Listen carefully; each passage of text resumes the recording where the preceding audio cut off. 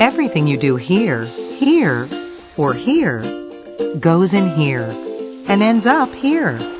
Over-applying chemical fertilizer on your lawn leads to chemical runoff in our waterways. Waste that goes into storm drains becomes waste that pollutes our streams. Pet waste left on the ground washes into our water, along with harmful bacteria. Help keep our water healthy and safe. Remember, if it's on the ground, it's in our water. Learn more at mark.org.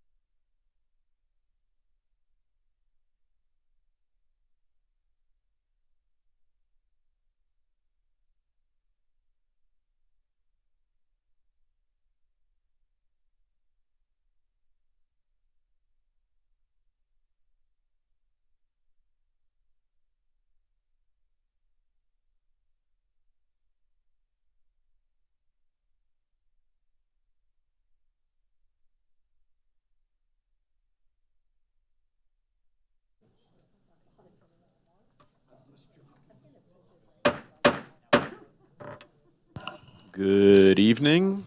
It is 6 o'clock. We're going to call this meeting to order. Roll call, please.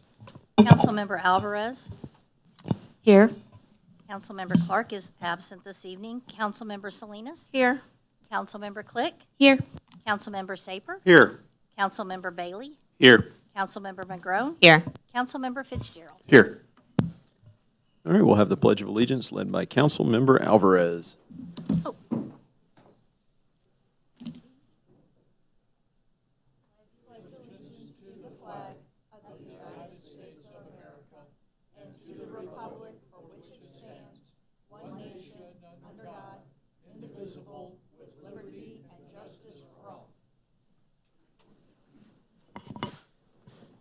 Okay, we're going to do the approval of the agenda, and before we approve it, we are going to remove item 17, Public Art Mural Program. That needs a little bit more legal review. So do we have a motion on the amended agenda? Move to approve. Second. All in favor? Yes. Opposed? Motion passes. Item 5, comments from the public. If you are a member of the public wishing to speak, please approach the microphone, state your name and address for the record, and please keep your comments to 5 minutes. Thank you. I do have a comment that I need to read. Okay. That was sent in. Bess Bailey, 510 East 30th Avenue. Hi, I am disappointed to inform you all that the Community Enrichment Advisory Committee's first meeting of the year was canceled due to a lack of quorum. The work our committee completed last year focused on a future path of what we would accomplish with a fully appointed committee. However, in the last 2 months of the year, we ended up losing about half of our working group through natural transitions and unfortunate work situations and other life circumstances. Right now, I feel stuck, not just in our current socio-political climate, but in the work I plan to do when I committed 2 more years to the committee. For those attending the meeting, either in person or virtually, if you have completed Citizens Academy or interested in being part of a committee that wants to make North Kansas City as wonderful as we claim, please consider joining the CAC committee. I would love to sit down with you and talk about where we currently are, what I can see happening in the near future, and what I hope the next few years look like.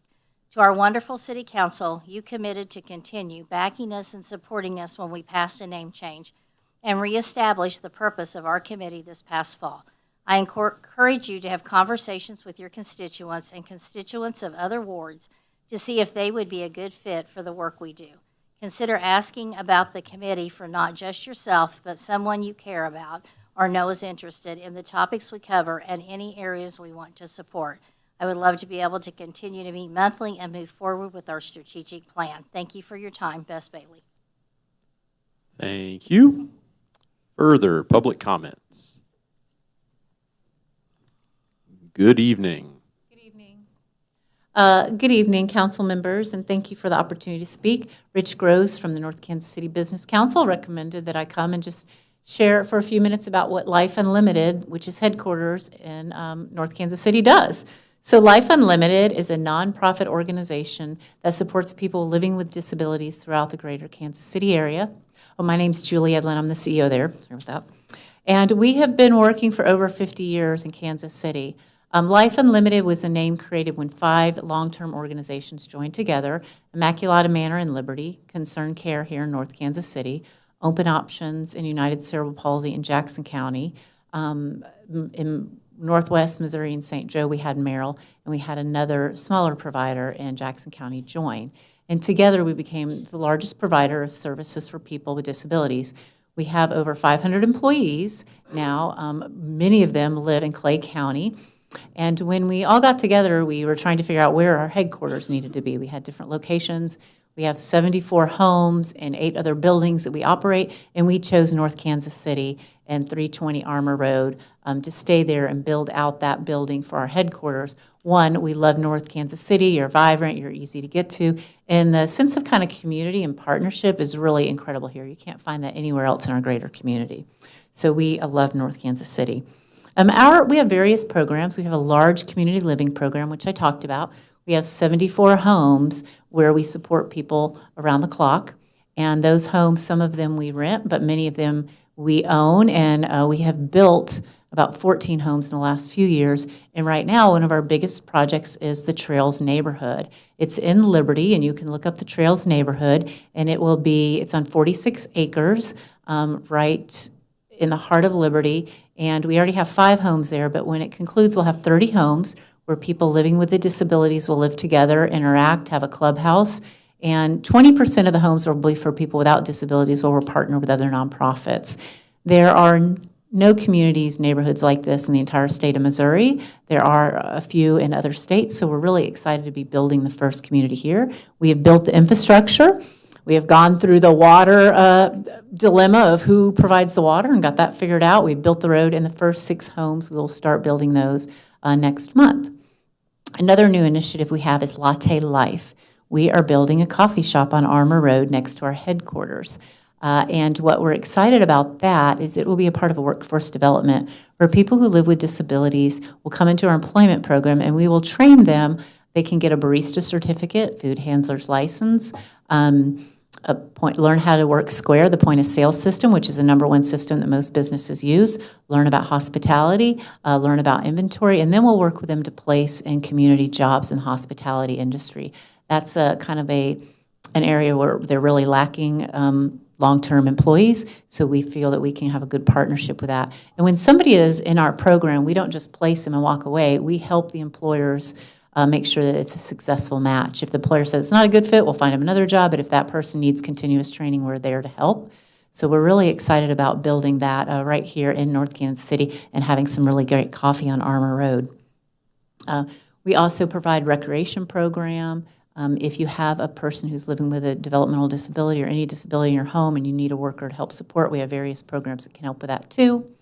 And again, we've been providing these services for over 50 years, and we're just excited to talk about those.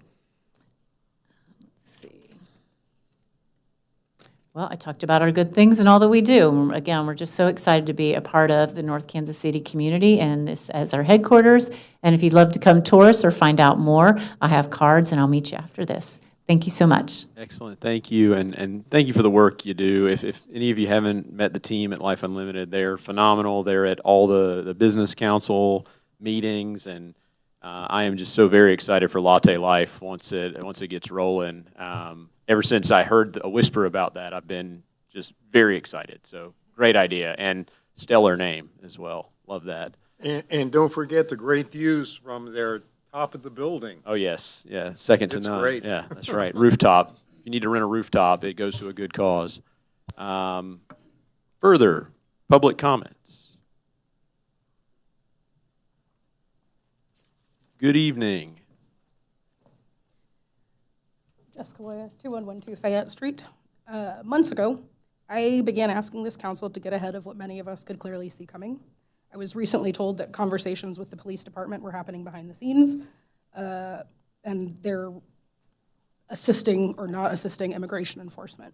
At what point are we as a community going to be informed about what is happening and what you guys are doing to prepare? Can you speak into the microphone, please? We have scared members in this community, marginalized people, who, not because they're not citizens, not because they don't belong here, but just because we're brown and because we see what's happening, we have eyes. Preparation does not happen in silence. 6 months ago, I asked you guys to prepare. 6 months ago. Multiple times since then, I've asked.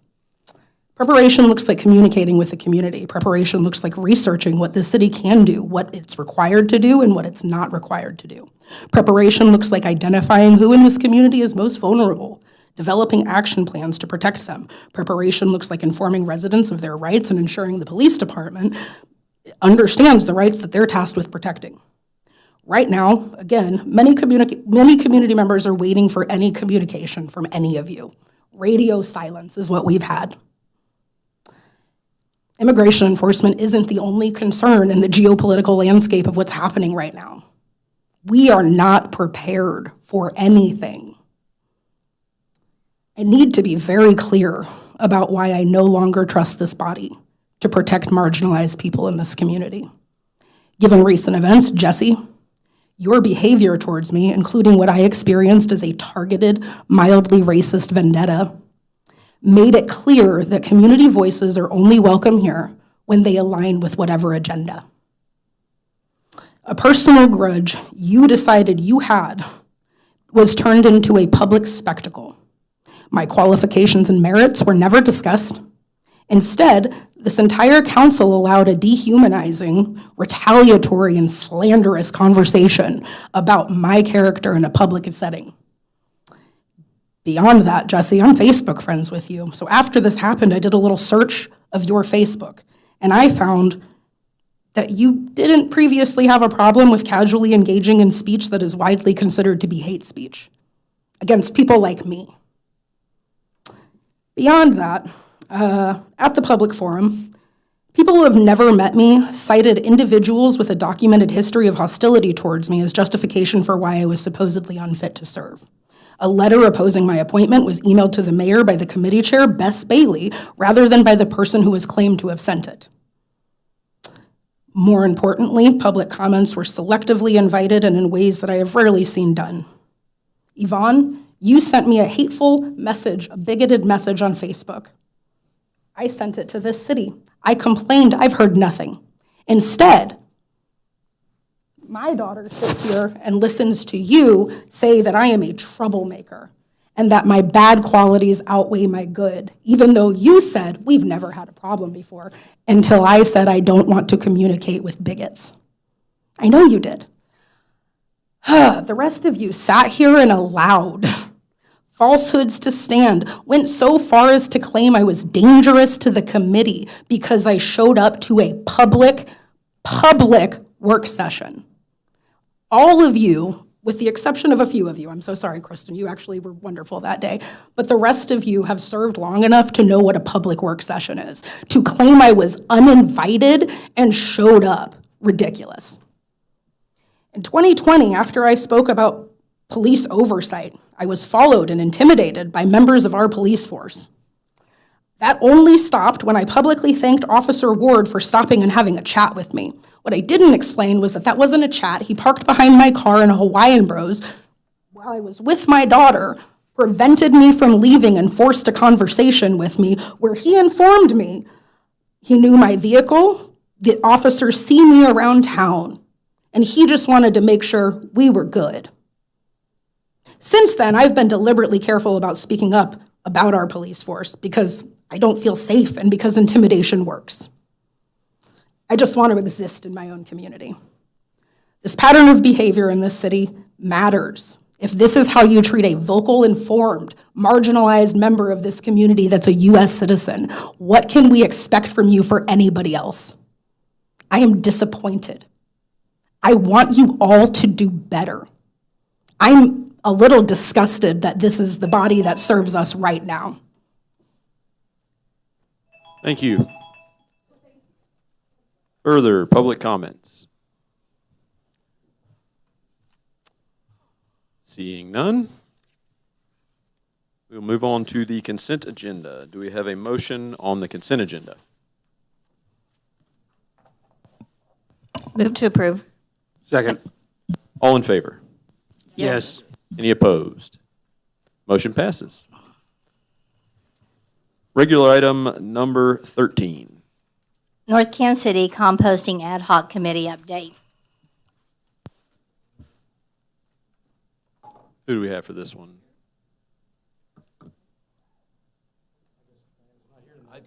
All right. We can table it. Yeah, the committee was supposed to be here tonight, but Yep. We'll look looks into like it. something came up. Okay. Yeah, if it's okay, we'll Do push we to need the to February meeting. move to table or just we go ahead and push it? Okay, we'll just push it. All right. Item 14. Calendar year 2026 KCATA Service Contract Amendment, Route 238. Good evening. Good evening. I am back way earlier than I had hoped to be. We're always happy to see you, Bryce. Where would you like me to begin? Yeah, okay. So, as you know, we have a contract with Kansas City, Missouri for services that goes generally from May to April. That contract specifies the contract amount and the cost, and then the services provided, similar to our contract as well. Kansas City approached us, letting us know that they would not be able to meet the financial obligations of that contract as it was written, and we needed to reduce service in order to meet the available budget they had. Our planning and scheduling staff laid out a variety of options, and they selected the options primarily to reduce 2 routes that had low ridership, and then to reduce the hours to between 6 and 11 p.m. So cutting off hours prior to 6 a.m. And certain routes that have hours after 11 p.m. And that is what Kansas City, Missouri ultimately selected to do, and that is effective February 15th. We had to make a special case to change these services not on a quarter. Normally we make changes on a quarter because that's what our union contract allows. We had to go to the union to request a change in that situation. Again, because these changes need to happen as soon as possible to meet Kansas City, Missouri's budget. That's where it comes to you guys. One of the routes that got selected to have its hours tapered was the 238. And we unfortunately had just signed a contract with you guys for the next 12 months. And so we have approached you to say we need to amend the contract and to reduce the morning hours of the 238. With, of course, there would be a return or reduction in your local share on a monthly basis. I appreciate that, and I understand kind of the 8,000-pound gorilla in the room is going to be Kansas City. If they can't or won't provide funding for certain routes, it's hard to have those routes continue to exist in their current form. Mm-hmm. What we got before us is the 238 schedule. Previously started at 4:52, is now going to start at 6:10. And this is on weekdays. This seems to be the biggest point of concern among the community is the start point. And then you mentioned in an email chain that I've been on, mm-hmm. there's a little confusion on whether it starts northbound or southbound and how that'll impact the pickups. Can you? Yes, and I will fully say that was my mistake. Sure. I misunderstood when talking to my planning and scheduling team what that case is. So the route starts at 6:10, and that's going to start with a northbound route. Starts in downtown? Or? Correct. Okay. Yeah. What I will also say, working quite rapidly today with my planning and scheduling team, a proposed option, if you guys wanted to start, and we couldn't do this February 15th, we could do this in April. Okay. If you guys wanted to start a 238 route, starting in North Kansas City for a southbound run prior to that, to then meet up and restart then the 6:10 run, we could look at that. Your cost would still go down, even with that, but we could start looking, we could schedule that, price that, and then we could start that in April. That's quite literally what I wrote down to propose to you. So I'm glad you came with that. So if I'm understanding correctly, it could start in North Kansas City, land at the downtown southern terminus of the route at 6:10, and then start back on the planned route. So we would get that first pickup. I mean, we'd still lose the very first pickup, but we get that pickup through North Kansas City to get the people into downtown for work that need it. Mm-hmm. And all right, so help me out with the timing. You said it couldn't start in February. It would need to be pushed toward April. It'd be pushed towards our normal quarterly markup, which I believe it's the first Sunday in April, which I think is the 4th. I'll go with you on that. Yeah. I don't have my calendar. I don't have it up on me, so apologies. But we could start it then. So basically, we'd have a month and a half gap of that first southbound run not being until around 7 a.m. Okay, and so the changes would go into effect, remind me when the new April, so February 15th, yes. they would change to the 6:10 start, and then feasibly April 6th, which is the first. Okay. April 6th, it could go potentially back, depending on how discussions go, but I think that would be a great compromise, and I'm seeing head nods from our chief bus correspondent in the back here. Any questions from the council on this? Councilmember Alvarez. Just a quick question. What time would it leave North Kansas City, I guess, the first one? So if we did the modified version potentially in April? Right. It would, so I think typically, and I cannot say at this time, it would be prior to 6 a.m. It'd probably be around 5:30, would be my guess. So would start with a short 30-minute run down to Kansas City, Missouri. The bus driver would have his 10 to 15-minute break time. Not what we call it, but whatever, break time, essentially. A little lax time. Yeah, and then would start pick up again at the 6:10 time to go northbound. Come back. So essentially start with the amount of time to land at 6:10 at the southern terminus of the route. Yep. Perfect. Sound good? Councilmember Saper. It seems like we really don't have much leeway here or many options. Yeah. We would very much appreciate your guys' understanding that when KCMO has to make a change, we don't have a lot of options in that either because they are, again, primarily our budget's made primarily up of the Kansas City, Missouri contract. I understand that. Yep. And the good part here is that we have two routes, one being a major spine route, which I would speculate doesn't get targeted in future cuts, and the 238, which is getting targeted on the first cut to a point that we can live with, and hopefully in future cuts, they leave it alone. I agree with that. All right? Yes, sir. I just couldn't remember off the top of my head. I'm guessing it doesn't start at 5:30, but is either like the flex route or guest, would they be running that early as kind of a fill-in for the interim until April? I don't think they start that early. I think they're 7 o'clock. I believe your guest starts at 7 I think it's 7. 7. Yep. Yeah, it's that tough hour. I mean, it's low ridership, but the ones who do ride it need it. And that's a tricky spot to be transit. All right. Any other questions for Bryce? Do we need a motion on the amendment? No?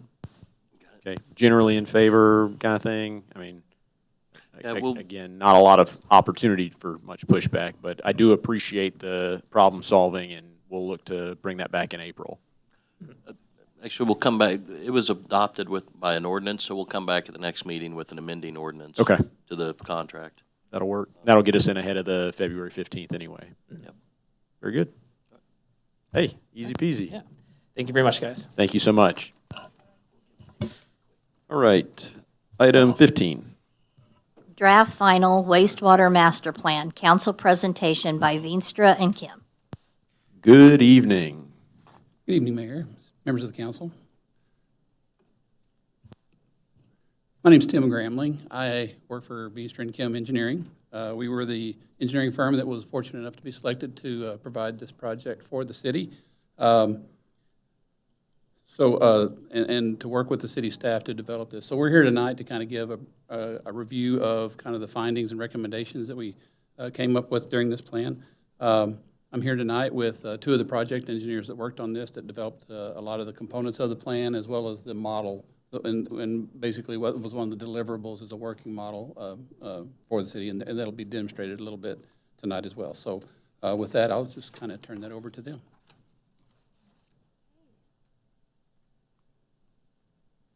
Hi, I'll introduce myself first. My name's Rosalia Mush, and I was one of the engineers on this project.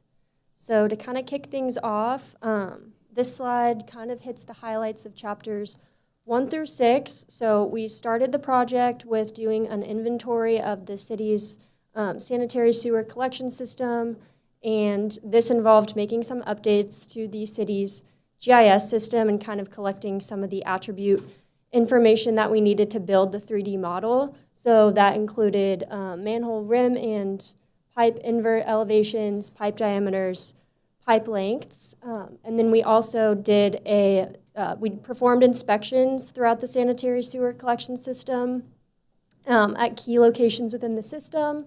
And the results of that showed that the collection system that we inspected generally was in good condition, with some minor maintenance items required.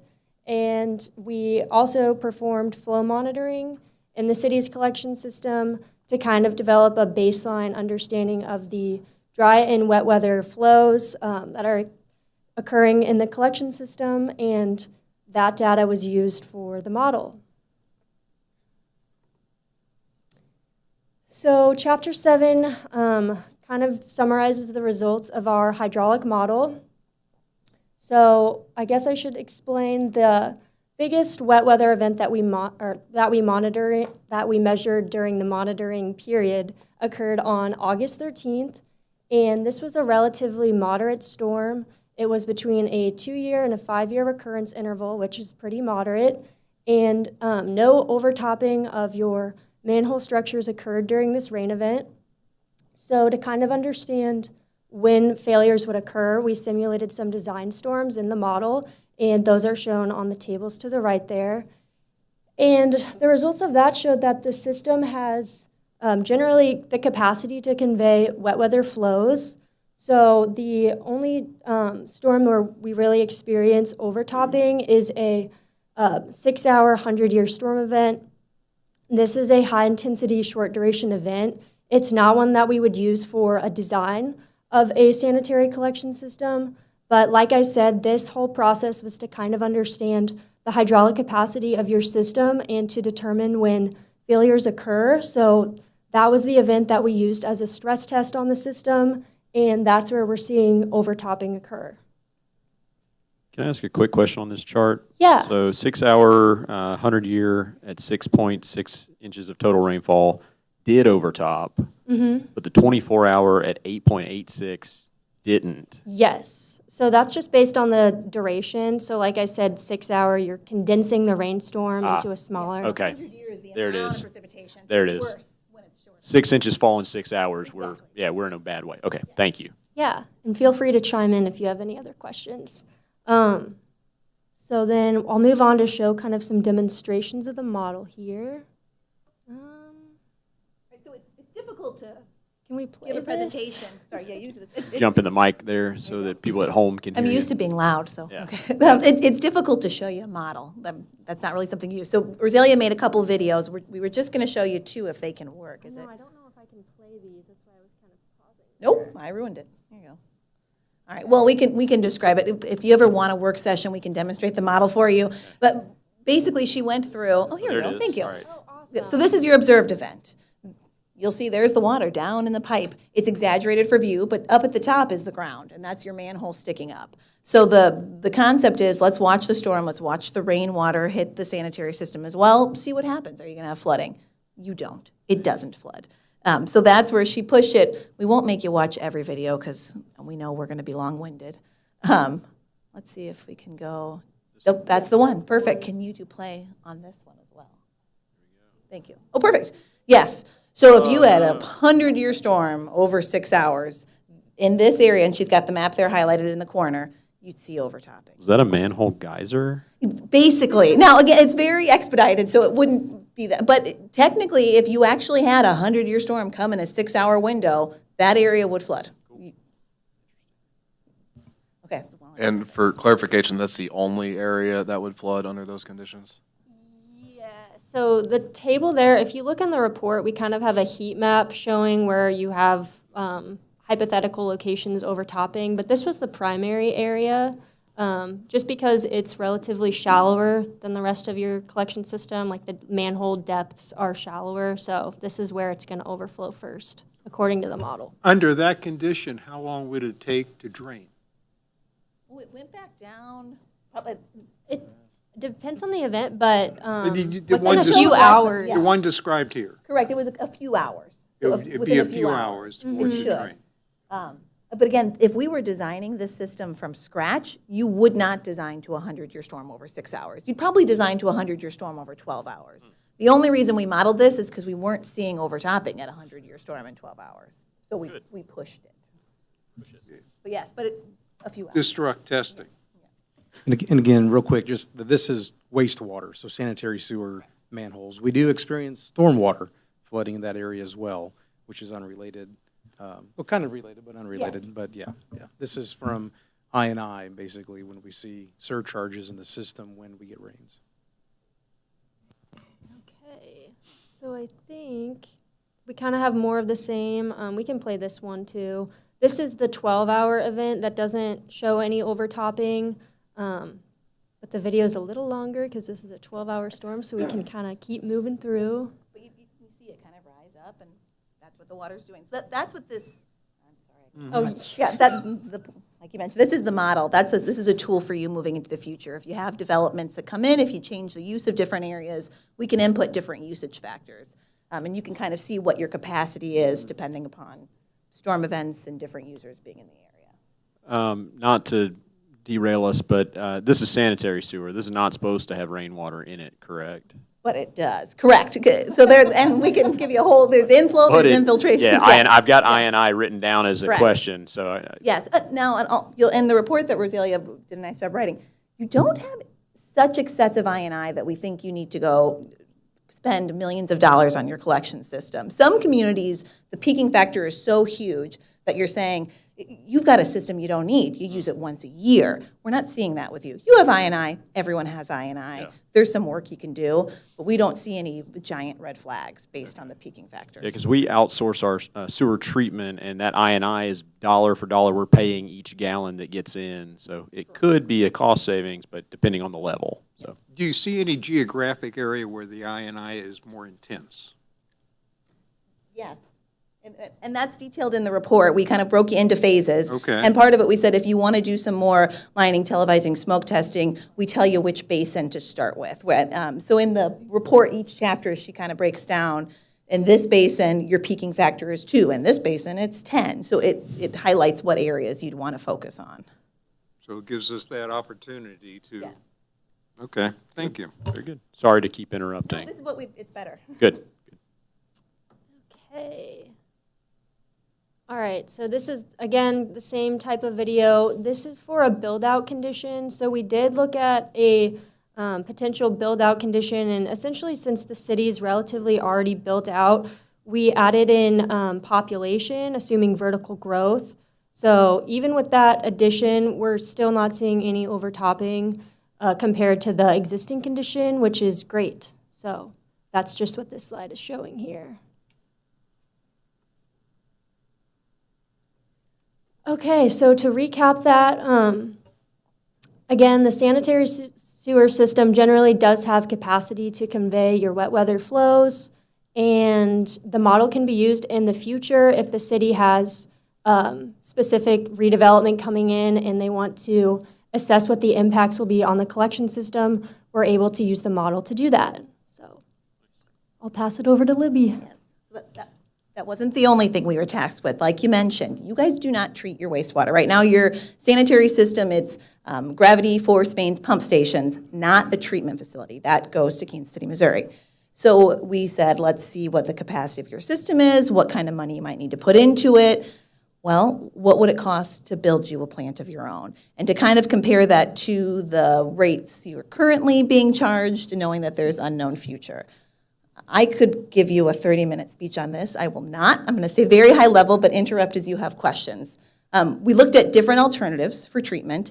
Wanted to see if the different kind of treatment process had a large variation in what your expense would be. Not really. I ran through 2 alternatives. One's an oxidation ditch, one's a sequential batch reactor. They came in between $97 million and $98 million in project cost. That includes engineering design, permitting, construction, contractor overhead. It's a huge number, but you'd be surprised how many communities are getting tasks with costs of this level to upgrade or improve their existing wastewater plants. On top of that, you get a building, you build a brand new plant, it costs money to run it. So we estimated your O&M, power costs, chemical costs, additional employees. That's at $1.3 million. So I said, if you're going to use SRF loan, maybe your 20-year, maybe your 30-year, terms change depending upon when you're doing the project. All in, it looks like you'd be spending between $5.7 million to $7 million a year to repay the loan to construct it and to operate and power that plant. So that's all including O&M, interest carry, debt service, everything is that 5.7 to 7 million. Correct. It's all wrapped in. Correct. Okay. But just for the plant. So that's additional expenses. That's not any of the expenses for your current system. Right. Yep. So we compared that to what you pay Kansas City right now to take your wastewater. Mm-hmm. And that's a huge range, which you know. You have 5.5 million to 11.8 million per year. 5.5 seems to be the baseline. I know you mentioned I&I. Yes, if you're sending rainwater to Kansas City, they are charging you to treat that too. The bigger factors seem to be too high of biological loadings, which is your industrial user. You get fined from Kansas City. You pass that on to your industry, but those come from fines. So if we're comparing how much money could you bring in if you were collecting the revenue from sewer rates versus paying Kansas City, you'd have to figure out where you are between the 5.5 and 11.8. If your industrial user made operational changes and stayed within a treatment agreement, they're not getting hit with surcharges and they're paying the 5.5, maybe $6 million. So the long and short of it was, it's in the realm of expenses. It is more expensive than your baseline fees. But if this user was not willing to consistently stay in the limits, there's a potential it becomes cost effective. But, oh, and money's not the only thing you want to look at, so I got a couple more quick slides. Here's a layout. This was alternative 1, here's alternative 2. The only option is to build it down where your Bedford lift station is. There are some concerns about the site, so we said non-economic factors. There's a power utility that runs north to south. On the east end, they'd have to relocate that.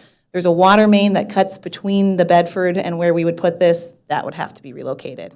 There's a hospital just to the north of the highway. Depending upon where exactly the tanks of wastewater lie, there are site separation requirements. You may have to work through a waiver process with the hospital on that. And then this is in a levy district, which means you're probably going to have to get permits from the Corps. All of these things are accomplishable, but they make the process difficult, and they're just added things to have to work through if you're looking to do this project. Adds to the cost as well, I'm sure. Correct. And so we have some estimates in there for that, but you don't know what some of these people are going to want to negotiate. The other non-economic factor is staffing it. So you'd need a licensed operator in Missouri, in the Midwest in general, but particularly Missouri. Licensed operator, if you do their age pool, it's heavily weighted towards retirement. We're not getting enough young people into wastewater operation. It's actually a great career. I wish someone would go around to high schools. But it's difficult to hire and keep a licensed operator. You could be looking at a second shift. So even if you were able to bring staff on in the beginning, how difficult is it to maintain public work staff for a second shift, weekends and evenings? So personnel cost is not part of the O&M? It is part of the O&M. It is I have okay. a cost in there, but you could Estimated, afford it. Can you find the people? Right, okay. Yes. And then the other piece is the responsibility becomes yours. If you own your own wastewater plant, you are subject to any future limits from Missouri DNR or from the EPA. So that's the benefits of the do nothing. You don't have those responsibilities, but you're at the whim of their rate structure, and they could be sending you updated limits for both BOD, TSS, sulfates, and if that becomes too difficult of a negotiation, it may make this alternative more attractive. So a couple questions on this. The range is wild, the 5.5 to 11.8. What was the 11.8 scenario? Is that when we swapped the meter out? And No, that was getting fines. That was, I don't know, you talked to that, yeah. So when we talk about our industrial users, our significant, we've talked about that before, the BOD, the suspended solids, those are factored in a much higher, when those are high, depending on what our industries are doing, it really reflects what we're paying to Kansas City. Sure. So now those costs are collected, passed on, but that all goes into the calculus of this entire thing. That actually weighs in very heavily on, this component of the study. I really want to thank Vinstra and Kim because they, this was a very small component of the study. When it kind of started to, well, this is interesting. It's not as far out of the realm of possibilities as one would think. They really dove in and, tried to collect a lot of information, go kind of above and beyond what, was in the original scope. I would say, we really want to look at this closer because of those industrial loadings, our system is very variable, I guess. Gotcha. Okay. So it's the total dissolved solids and industrial users that are just creating that giant flood. Now, we're collecting fees off of that, remitting it, but that's still just a base number paid over, and we would be internalizing all of that. Correct. And so with the rate structure, it's if you exceed your limit, you get hit with fines and penalties and a higher charge per pound of BOD, per pound of solids. So that's a piece of it too, and it goes up pretty quickly. If we net out the fines to the industrial users, what's the base average? 5.5? Because that's the number we can pass those one-to-one, whether we control it or not. It's the other side of it that would be more interesting. I don't know that you ever had a year without a single, exceedance, but I think 5.5 is probably a safe baseline. Okay. Second question. All this is fascinating because these numbers are nowhere near what I expected. I thought it'd be way too expensive to ever finance and operate our own sewage treatment stuff. What about CapEx? Is that incorporated anywhere in this? No, not in those ones, but, so you would want to look at that. In theory, everything has a life, so a pump is 15 years, and same with the motor. The concrete lasts a long time, so that helps, and a big part of this investment is concrete tankage. But you would want to have a depreciation fund that's probably nearing $1 million a year as well. Yep. And some of the O&M does, like if it's a pump or a motor, I include that in the O&M because they get replaced so quickly. More long-term pieces would probably be in So excess. has those O&M numbers and the annual expense, is that amortizing the long life stuff? It is, yes. Okay. Wow. I know. Really No, not as bad as I thought. Not at that, which we were shocked with as well. When we first, I thought, oh, the number's gonna be so high, we're not even gonna have to do a figure, but we just kept honing into it. It would be, you'd need to have a lot of conversations with your industrial user on the front end and get a lot more samples of their waste to specifically see what we need for industrial pretreatment. Because there's a huge variable on chemical costs. If they have something we don't know about that gets blended into Kansas City, where they have so many industrial users, all of a sudden you could have an additional $600,000 in chemical cost a year. Very fair. Okay, sorry, last question. When you calculated the loan, interest expense, what sort of rate are we using is that one? So that was more like probably like 6 months ago SRF loans. So I think you're going to be higher. It was like 2% or under, 1.65, and then there's a little administrative fee if it's 20-year, 1.9, but then another administrative fee for a 30-year. I don't anticipate the interest rates staying there. I anticipate your crystal ball is accurate. Yes. Okay. So that could increase all of these costs as well. Very good. Councilmember Bailey. Two questions. One, let's just say we magically say, agreed, yes is the right thing. What is the time to build out? Yeah, that's a great question. You're probably looking at 2 years to design and permit because you are negotiating with other utilities. We're talking about the core, we're talking about industrial user. So 2 years to design and permit, depending upon, if you do design build, if you do what your construction method is, another year to 2 to build. And some of it's going to be procurement as well, especially generators, transfer switches, anything with an electric component right now they count them in weeks, but I don't know why. If you say 80 weeks to me, say years, but that's okay.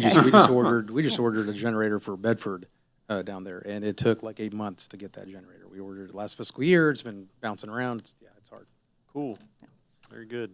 Second question is capacity. So is this, these facilities at roughly $100 million, do we have a lot of room that if we added substantially, that all of a sudden we would cap out as well? So it's sized for your peak, like your maximum month, where you do have I&I. So we have a little bit of growth in there, but not a lot. I think you'd have to make that decision. If you want to save room for some vertical infrastructure, are you going to target more of that wet weather flow, or do you want to oversize your facility? But this is really designed for today, what you're sending Kansas City. Very good question. If we're building something this expensive, we definitely want to future-proof it and build in some conscious growth. So do these numbers scale linearly? They're actually not that bad because like contractor overhead, mobilization, permitting, those are the really like 20, 30% is pretty bulk. If we're getting slightly bigger on a concrete tank, it's not linear. Okay. Councilmember Fitzgerald. I'm going to apologize in advance because I don't know all the right terminology to phrase this correctly, but kind of generally I'd have some concern of, say we build out this big plant, and I know a lot of our wastewater is concentrated in one entity. If the entity leaves, do we end up with a plant that is massively overbuilt for our city? Like, do we have any data on like what percent is contracted or not contracted? What percent of the total is made up by that one entity? That's a really good question. I don't have that on the top of my head. I would say if you wanted to do this, you would need to come to a special agreement with that industry. Otherwise, it wouldn't be feasible. That really just protects you usually for the construction costs. You can get them to do a purchase capacity and agree to repay their portion of the construction loan, regardless of if they stay in town. But then that doesn't protect you against future O&M. That's always going to be a risk. But yeah, that might be in the report. At least 50%, yes. And like we have a large pretreatment. I'm in the wrong way. Those big giant rectangles at the top, those are pretreatment digesters strictly for your industrial user. So that's a big expense to put in there if they weren't needed. All tied to one entity, Yes. basically. Great questions. Yeah. Great question. Councilmember Saper. I want to thank you for this report. I've been wondering about this and pushing for information on these options, and now we actually have some information and data to work with and make some decisions, because we need to make some decisions on this. Thank you very much. Oh, absolutely. I know, and I know it did take a long time. A big piece was calibrating that model, because our preliminary results were your collection system is in good shape, which is a good answer. But before we could come and tell you that and say, consider $100 million here, we wanted to make sure you didn't have $3 million hidden in your collection system. Yeah. Which you do have some work to do there too, sorry. You have the whole report in front of you. We hit with standard, I'll let Tim really quickly talk about these. Come in here. So I'm a former Public Works Department director, and so I'm an operations guy. I'm in engineering too, but mostly operations, so I get to cover this part.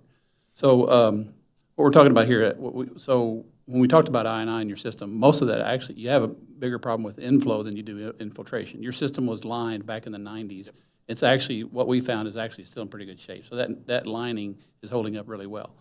So most of the issue as far as any capacity issues that may be caused by anything would be the inflow, which is stormwater getting into the system through places where it's not supposed to. Your system did have some combined sewer system in the past. It was addressed, but there still could be some connections that were missed or just overlooked, or there could be some connections that were made, since that was done, catch basins, those types of things, drains, so area drains and that kind of thing. So there is some stormwater getting to it somewhere. So that was one of the recommendations is as for a CIP, even though it's an operational related issue, you could make a project out of it to go in and do a detection and elimination program where you go in and target some areas. You do smoke testing to find where it comes out, and then you do some targeted CCTV where you put a camera in the line and vet those things out to find out where those places are and then eliminate those. So that's one way. It's probably one of the cheapest ways to gain capacity in your system. It's a lot better than having to go in and separate systems or increase lines and those kind of things. Another thing that we found during the process, so during our flow monitoring, we were getting into manholes to find the right places to put the flow monitors. And in that process, we found a few, we weren't in a lot of manholes. We were only in maybe 8 or 9 of them or something like that. But we found a couple of manholes where that lining I talked about was actually coming away from the manhole walls. And some of the manholes are actually really old brick manholes. And where that lining is coming away, there's water getting trapped behind there. So we kind of identified that as that could be a potential problem. But if it's only in those 1 or 2, it's not a huge big deal. But the thing is we just didn't know because we didn't get into, you have over 700 manholes, so we don't know how big that problem is. So one of our recommendations is to maybe do like a pilot program where you go in and inspect every manhole and find out how big of an issue it is. And then if it is, then you can kind of develop a program where you can go in, maybe pick a few of those manholes, say 6, 8, maybe 10 of them, and there's multiple different ways to do the linings on those and different types of materials, and you might want to go in and test out, like, divide those up and try out maybe 3 to 4 methods to find out which ones you like, what the costs on those are, what the material would be to do that, and then pick the one that you want, and then apply that method and the cost that you get from that to the number that you find on what you need, and then depending on how big a number that is, you might have to do that in a phased approach if it's too big, where you maybe do so many a year over time. But that would be another recommendation we would have and for your CIP. Tim, real quick. So we do think that problem with the manholes is probably a little more widespread than we would like to know. The information that they gathered through this planning process, this was a very large study, very comprehensive of the whole system. We learned things along the way. We learned things as we approached fiscal year changes. So in this fiscal year, we already have a lot of what Tim's talking about getting into inspections and looking into that. So that's just more information that will be coming. But yeah, the pipes, short of it is the pipes look good. The manholes, maybe not so much. But that's, kind of the Cliff Notes version from. Yes, good, yeah. Very good. Okay, and then a few more items. You have pump stations. You have 3 pump stations, Burlington, 19th, and Bedford. Burlington, leave it alone for now because you have to do work at the other 2. 19th Street, the pumps are old. They've reached the end of their useful life. They're still functioning, but we reviewed a drawdown test, and they seem to be about half capacity. That can happen when pumps get too old. You can have issues with cavitation, and you can have the impellers get worn, and that affects the capacity. So we recommend replacing the pumps at 19th Street, but I don't know that you need to do much more work at this time there, because Bedford Lift Station could use some attention. Some of this is an if-then, because the Bedford Lift Station is your final stop. That's where you send everything to Kansas City, Missouri. So if you're building a wastewater plant or considering it, I don't know that I can ask you to put $7 million into the Bedford Lift Station. So this is a lot of your consideration. If you are not building a wastewater plant, you need to do some serious work at Bedford. Mostly centered around safety. So I'll get back to pictures. This is what the pump station looks like. You come in at grade and you go down 2 levels of basement. It's where everything comes, so it makes sense. The wastewater comes in very deep. How it was designed, it was retrofitted from a headworks building, but you're supposed to have a dry side and a wet side. So the pumps are all the way down below the basement. They go through a concrete wall. That's where your wastewater is. Everything on the dry side is supposed to have no wastewater, no sewer gases. Also, the code in the 80s was not the same as it is today, so none of your electric components are explosion-proof. Everything over there is absolutely exposed to sewer gases. A little bit to an alarming rate. There was some failures. You have a sump pump, and it just has a small pipe that pokes through the wall to get anything out into the wet well side. There was a failure on that check valve, so this station has flooded multiple times. Your staff has worked very hard to clean it after each flooding.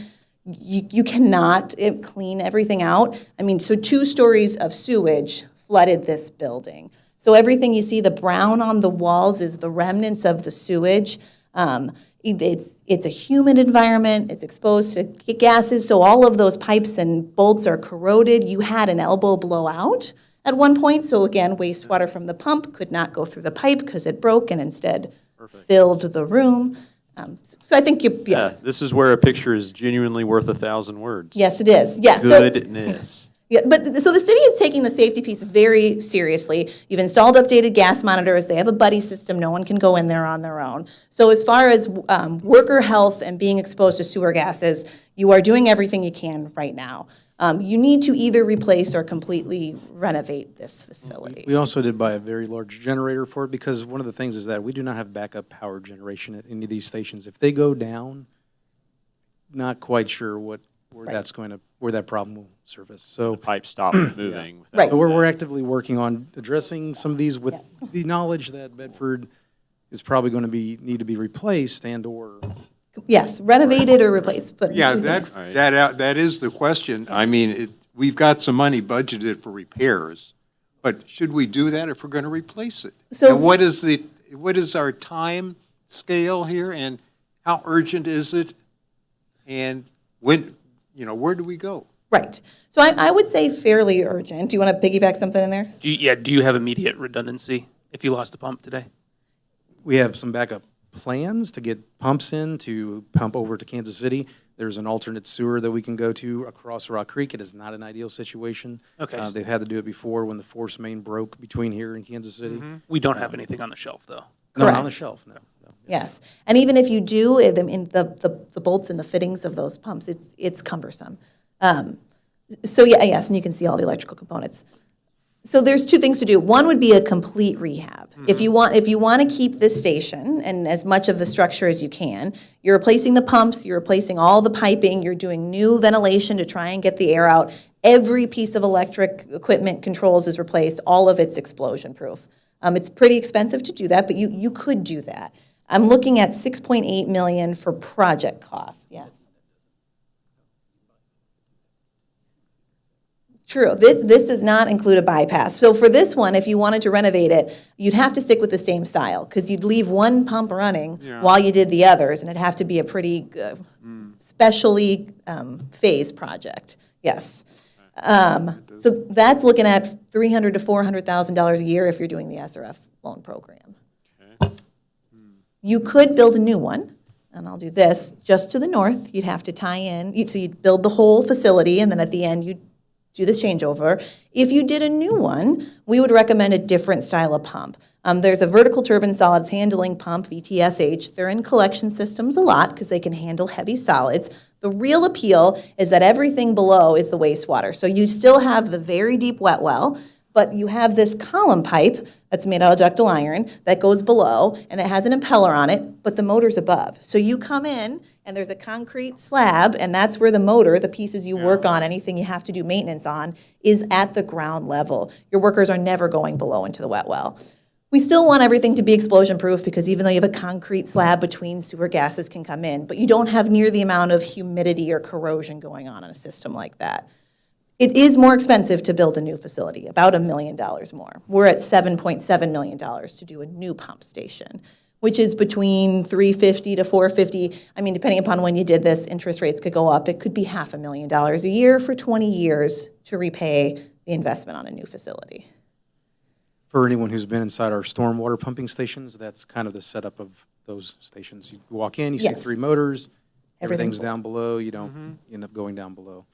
I will say just one other thing to this. We do feel a sense of urgency to attack some of these problems, so we did include in the budget this year a redesign of this station. We wanted the ability to move fast, depending on what, kind of came out of this. We are kind of at a decision point between, I would not personally recommend,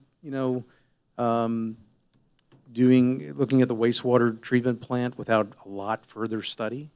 But then again, that puts you on the back end with Bedford needing some immediate attention. Yep. So we have programmed in this year's budget money to look at redesigning Bedford, moving forward, with that, if that becomes the solution. But as, Vincent and Kim said, there is a lot to consider with a new treatment plant. There's a lot of unknowns with a new treatment plant as we go into the future about regulatory compliance, changing parameters from DNR, EPA. But anyway, I'll digress there, but sorry. No, that is important. I do think, I would echo your urgency to do something about Bedford Lift Station. If you were still interested in doing your own wastewater plant, it could be utilized. I mean, if you knew right now you wanted to do a wastewater plant, we'd design a headworks with pump in it and not have a separate pumping station. But if you invested in Bedford repairs or replacement, and then years from, in the near future, wanted to do a wastewater plant, it could be incorporated with some modification. That's where Bedford came from. Originally, it was part of the headworks, yes. 1960s wastewater treatment plant, retrofit in the 80s. But yeah, so they do still incorporate pumping stations. So it wouldn't be a lost sunk cost. Correct. You're probably spending a little more building the separate pump station and then the adjacent, but not completely sunk cost. How much do we have in the budget this year for the Bedford piece?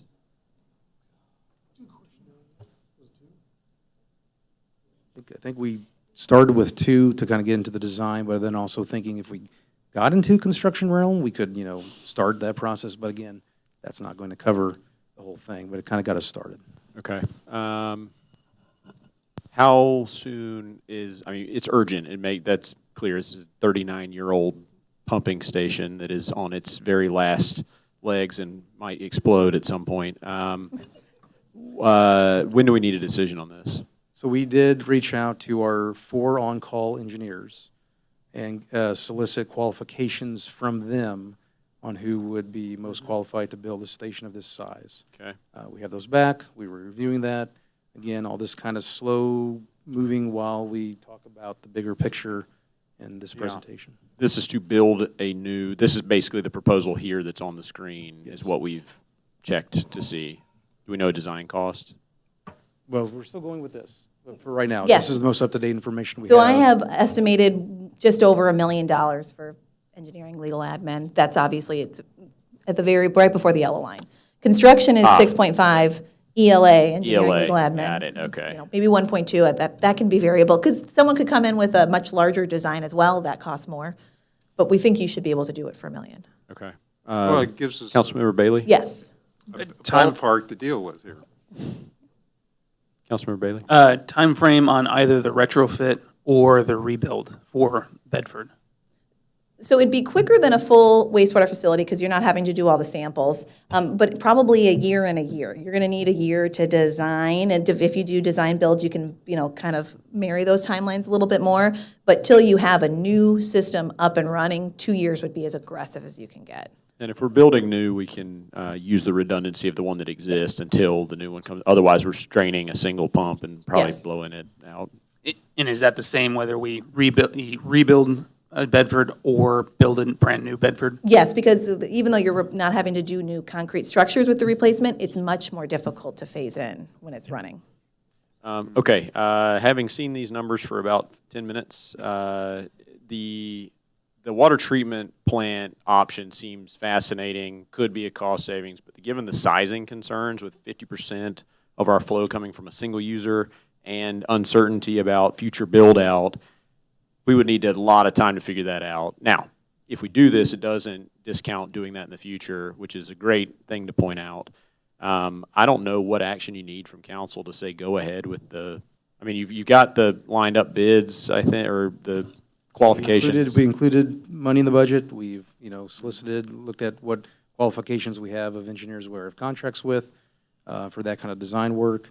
So again, we're kind of in a position there to keep things moving. Yep. Just that this presentation and all this information from this master plan, which is very comprehensive. Yep. We wanted to get that out there and have this discussion. So it would be likely financed through the SFR, is that right? SRF. Yep. SRF loans. And then we would need to translate that into what it would increase sewer rates to compensate. It's like that, there's going to be an uptick after years of upticks. Right. Okay, so having that number in hand would be helpful, but I do think, given now, and I want to hear from the council on that, but I think we forge ahead with this because we can't let this station stop working. Councilmember Groen. I agree. I think we should go forward with renovating the Bedford station. I think we've got employees that are working in an unsafe environment. I think that is the most pressing thing that we need to address, and given that it could kind of fit in with any future plans, I don't see why we shouldn't get started on this a month ago. To be clear, replacing or renovating? Renovating, I think. Oh, well, what was the proposal up there that was 7? That was replace. Replace. Yep. Yeah. Then replace. Yeah. Replace it. Yeah. That lovely stuff on the walls is not coming off with renovation. It needs to go all away. Yeah. Okay. Other thoughts on that? Agree? Yep. Councilmember Fitzgerald. Generally agree with that. Just maybe one pause is if we could ask staff to maybe for next meeting run some napkin math on how this would look with the loan or the gaming fund, just kind of long-term budget projection, just make sure it's not going to be causing us any issues on that side. Yeah. The big round figure there was $350 annually on a 30-year. Again, Correct. if rates are favorable and everything goes according to plan, so maybe $375 a year, and what that looks like to your average rate payer. And since the gaming fund was dedicated to infrastructure in the city in many ways, and they did some of the relining of the sewer systems with gaming funds, Mhm. I think we might want to consider tapping that In what way? rather than actually going out and getting loans. That would be a big chunk out of the gaming fund. Yeah, but that is one of the things that the gaming fund was intended for, those kinds of projects. Sure. Initially. Correct. The mayor. Using, so Mayor Smith. we, go ahead. We can look at all scenarios. Yeah, I mean, let's we'll knock 'em bring up. all of that Yeah, into bring it. those forward. Philosophically, Full we've rate, kind of everything from full rate to full subsidized gaming. and, because we've kind Yeah. of philosophically shifted to these need to be self-sustaining Right. funds, and if this becomes part of the rate, then it gets built in. Could we subsidize, again, would we be subsidizing a 50% user by doing so? That's one of the things we need to look at. Correct. Yeah. But, yep, I think we can get those figured out, but the imperative is that this gets done. So unless you've got a strong holdup on, not giving the go-ahead to move forward with, getting a bid and getting things moving that direction. Yeah, I mean, I'd be in favor of wait 3 weeks or whenever our next meeting is and get the numbers back before making a decision, but, generally in favor of the concept of moving forward quickly. Okay. Councilmember Alvarez. Yeah, I just wanted to add too that I agree, whether we do our own system or what, we still need to do this first, and I think this is a priority. So I would agree and decide the numbers when we have that information, so. Yeah, it seems that we could still give the green light and then figure out what the repayment method and how we marry it to rates or fund it through debt or gaming or any of that, but like, it needs to get done. Like, I just don't know that we have the option in 3 weeks to say, well, it's gonna be a little hard to pull off. I mean, do you think that if it came back, I'm curious what you would need to hear to say no? Oh, I'm just, like you said, there's different options for financing it, and the payment schedule and the source of the funds is, some piece come from gaming or it's all from the loan. Just kind of, I don't know off the top of my head what we have in gaming and the sewer fund and all that stuff right now. So just kind of consolidating all those numbers and looking at it holistically before making a decision. Sure. Go ahead, Mike. We'll put all that together. But just to get clear direction, I mean, we are going to move forward with the on-call selection of one of our on-calls, because something has to be done. I mean, I said we are going to. That was yes. That's what I'm getting at. Is like we move the process forward. We figure out the financing and everything. We're not halting that part of it. No. But yeah, as we'll look to have something for February 3rd, as far as here's our options, and it kind of plays into discussion for another time. But now with this master plan, we have all three that we've started working on putting all together and to present to you kind of the 20-year picture. And to be clear, these loan products are very low rate. Like they're not not market rate. Like we're not financing it at 30%. 30% of the market rate. Yeah, that's nice. Correct. Yep. And these are projected numbers. We're trying to be conservative with them, but there's a whole range. I mean, some people right now are making a pump station also a storm shelter and making it. There's a whole range of money you can throw at these projects. So you can get higher, but we think you should be able to do it. We also make it a public swimming pool. That seems to be in demand. Yes. Please, yes. Filter it and then swim. All right. Any other? No, I'd say you guys have the report. We've taken up enough of your time. We also put in there some recommendations for operation plans. EPA does a CMOM guidelines. It's got everything you could need. We pulled out sections we thought would work for you. We have a summary of all the O&M expenses you could do. You don't have to target those immediately. A lot of those could be later, with the exception of Bedford. And the 19th Street pump station, we think you should be replacing those pumps pretty soon, too, for capacity. And then development of standards. So the report has a lot in it, and we're happy to, if you ever want a work session or come back and talk about other things. But I think you took away the highlights. 299 pages of report, so very thorough. Thank you for doing the work. Really appreciate that. Did you have something else to add? Oh, Tim, originally I was going to have him go through. He really did the standards because he's got the public works background. I know we've taken up a lot of your time. I mean, this is important. We've been looking forward to this for a little while. So, go ahead. Well, I was just going to, basically, it was part of the scope of the original project to come up with some standards the city could put in place. Basically, you can call it a design guide. And what it can be used for is basically to standardize what's done in the system. The biggest thing it can be used for is when you have a developer that wants to come and do something to the city. They can have these up front, and it actually can expedite the approval process. And by setting expectations up front. So, and again, having a standard way of doing things, it kind of helps control the system, minimizes impact to your system in the long run as well. So I appreciate your comment when the developer comes to do something to the city. Thank you. Did I say that? Yeah. That my city days are coming back, I guess. I like that. Unconsciously. Do something to the city. All right. So, yeah. All right, very good. Thank you so much for all you put into this one. This is excellent work. Okay. Moving on to item 16. This one's going to be pretty easy, I think. Let me load up my... Discussion of communications mobile app. Yep. Let me get my agenda back up here.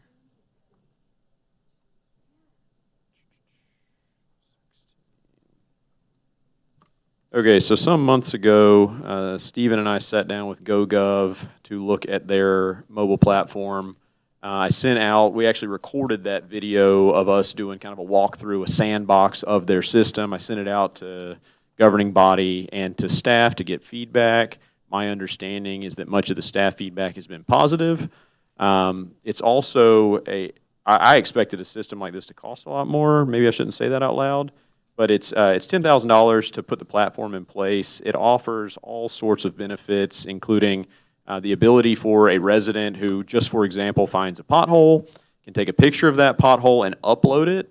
And then if a second, third, fourth, 50th person comes along and sees the same pothole, it consolidates all that into one request. Same with noise, same with nuisance. If it's the same thing being reported based on geolocation, some sort of AI, it will consolidate, and so we don't get pinged by the same thing over and over and over again, which is very useful when you're a busy professional like Mr. Anthony Sands or Ms. She Wood, and you are constantly getting stuff thrown at you. It also allows push notifications and alerts so that we can communicate things out to people who have opted in for various things, all like weather alerts, road closures, public meetings, community events. Gives them kind of a menu to choose from. City information and resources, two-way communication's a big one, and we'll have to figure out exactly how that's going to get implemented so that we're not just having back and forth chats all day with people asking any manner of questions, but it does give that option. And then a way to engage the community, maybe even do some surveys, some light questions out to find out where people are. And like I say, the cost of the platform is $10,000. There will be some more communication stuff that'll need to be built into that budget on how do you opt in, what does it look like.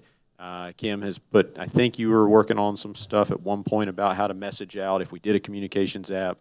How do we land that? We have the pipeline newsletter now, we've got the quarterly, and then some sort of dedicated communication. But trying to get everyone onto a shared way to get information back and forth. Yes, sir. I agree with you. I was surprised at the cost being as relatively low as it is. But does that include any future upgrades or license fees in the future? As far as we understood, and there'll be further discussion as we start building it out. This is the cost. I mean, I think it's an annual piece that. Yeah.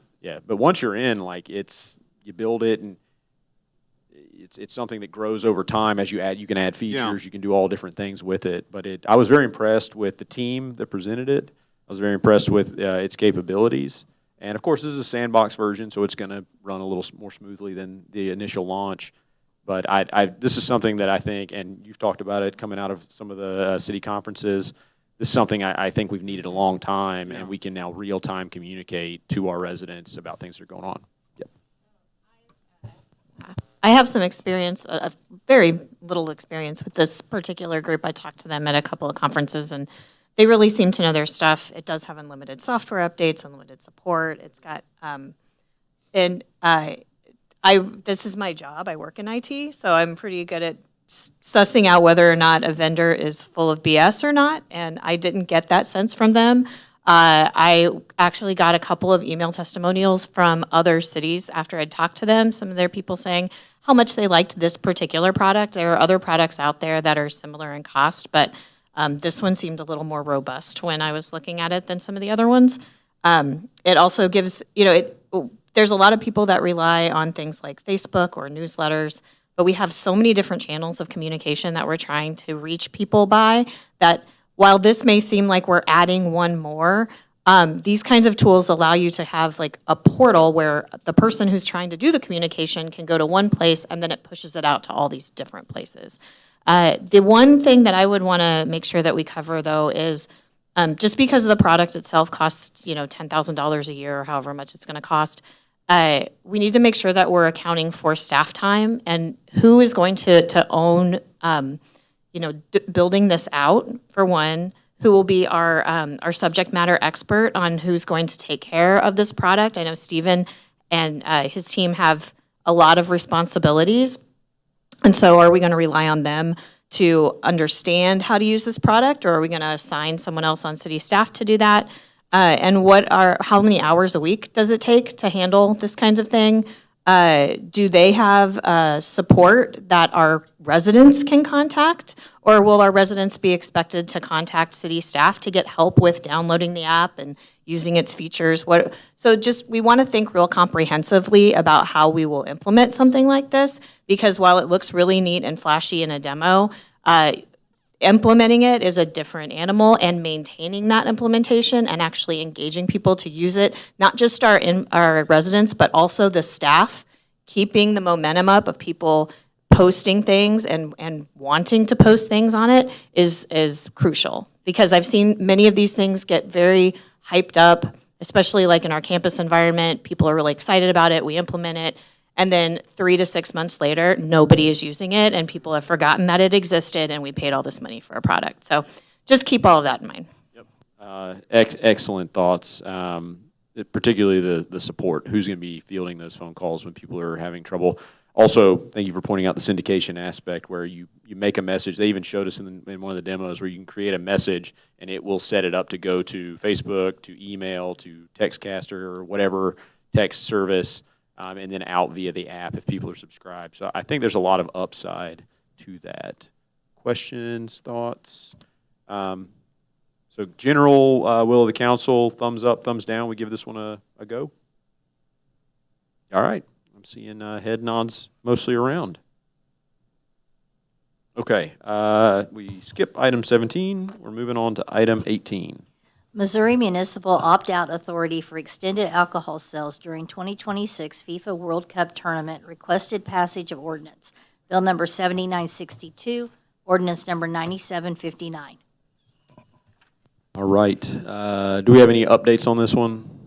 Nope. This is where we stop the party at normal hours. All right. That's basically what it is. And you have to, according to the state statute that allows it throughout the state, you have to object to it, which this ordinance does, and then you exempt yourself out or exempt the city out, which this ordinance does. So beautiful. If you're good with that, then there's nothing really much else to say about it. Very good. And remember, it's only during this statute is only during the period that the World Cup will be held here in the Kansas City, in the state of Missouri. Yeah.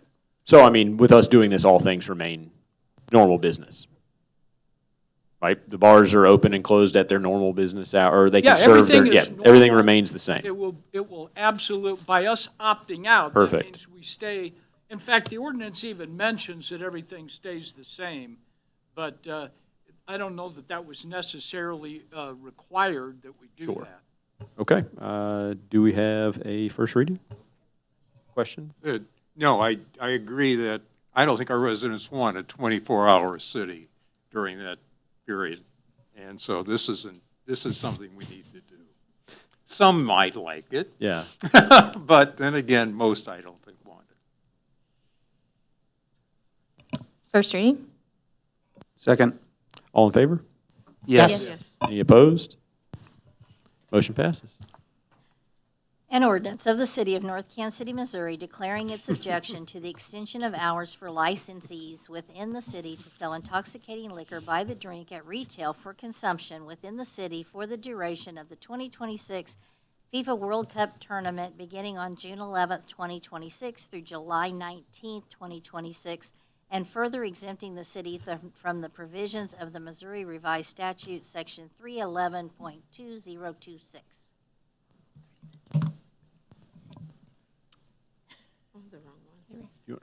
Okay, so I move that bill, right?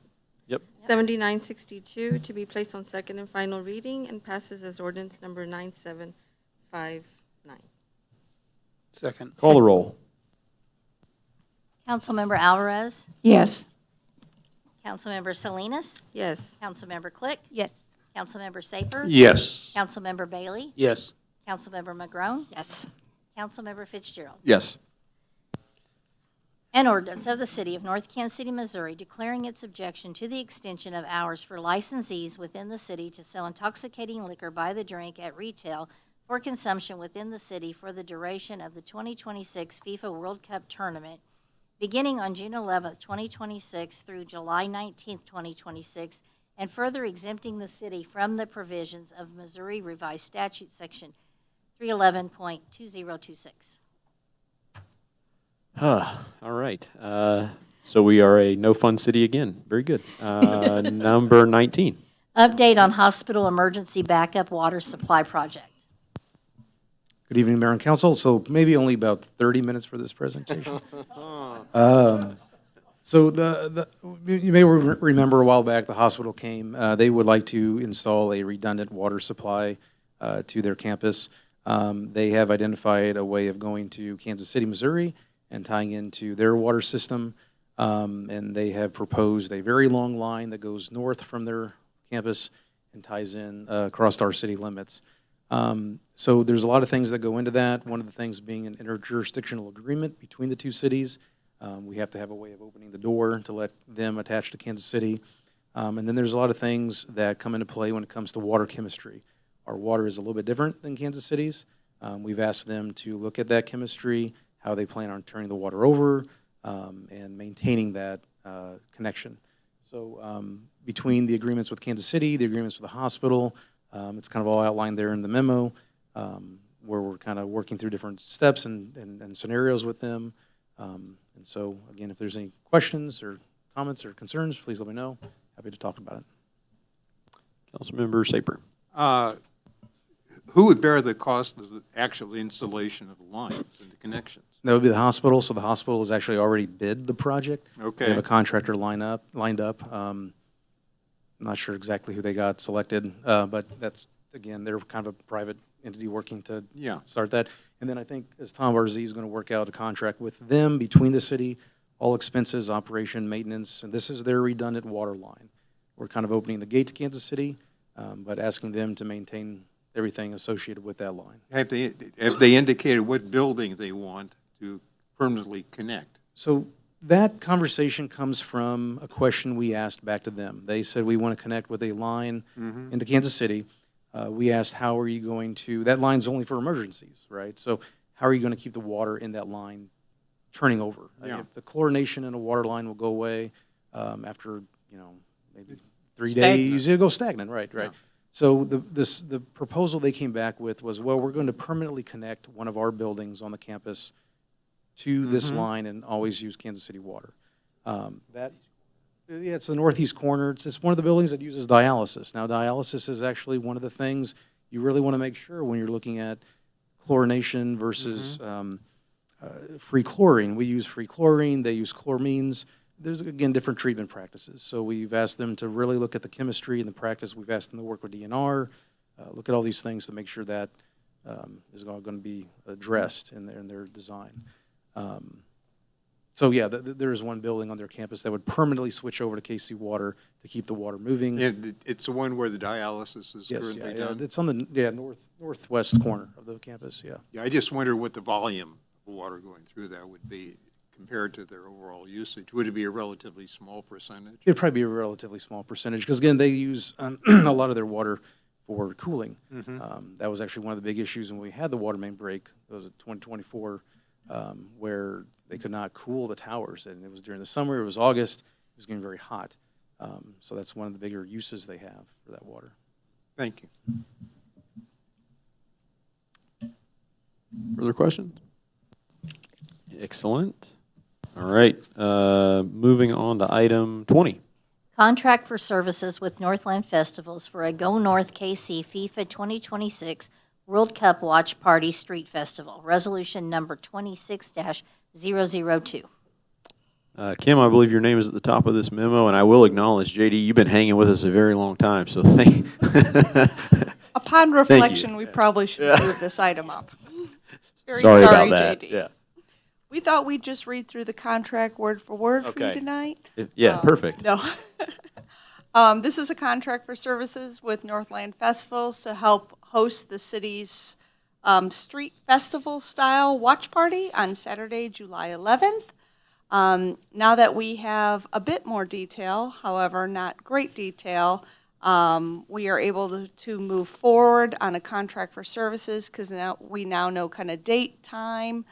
In the memo, there is our very first blush at a revised outline. Again, there's more conversations to come, but for JD and his team to be able to move forward on insurance purposes, we have to give a general outline to the insurance carrier.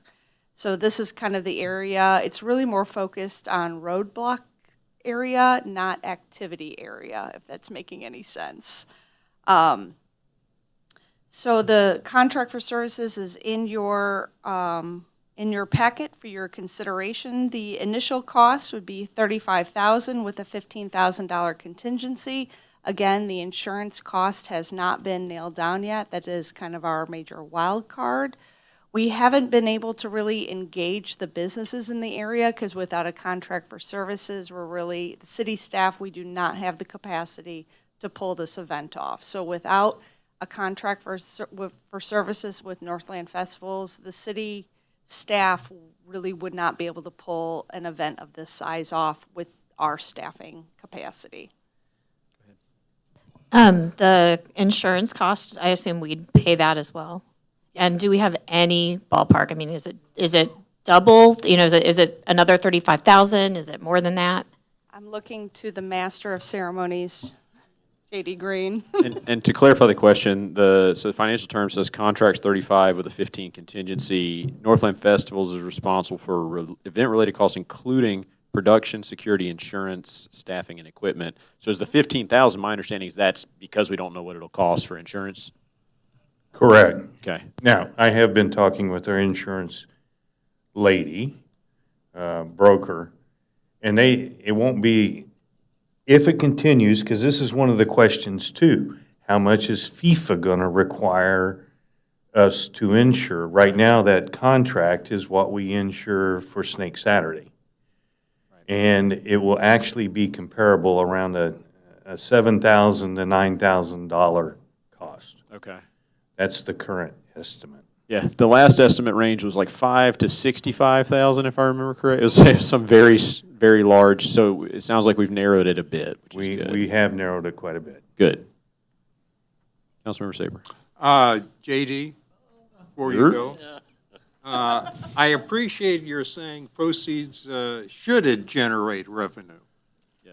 And the proceeds will be split between Northland Festivals and the city. This is going to be an exciting time, but residents shouldn't be expecting that it will be a big money maker through the festival. No, Northland Festivals is still a nonprofit. Yeah. And so it's not going to be a huge moneymaker for the organization. What it will do, I will tell you in conversations that I didn't even realize till 2 weeks ago that we had a soccer club here in North Kansas City. It's called Surf. I met with the gentleman. We had lunch at Chapels on Friday. He is very excited to put on a futsal tournament, which will bring teams and fans into the area. And the neat thing about that is we're kind of guaranteeing our own group of attendees, I guess is the best way to put it.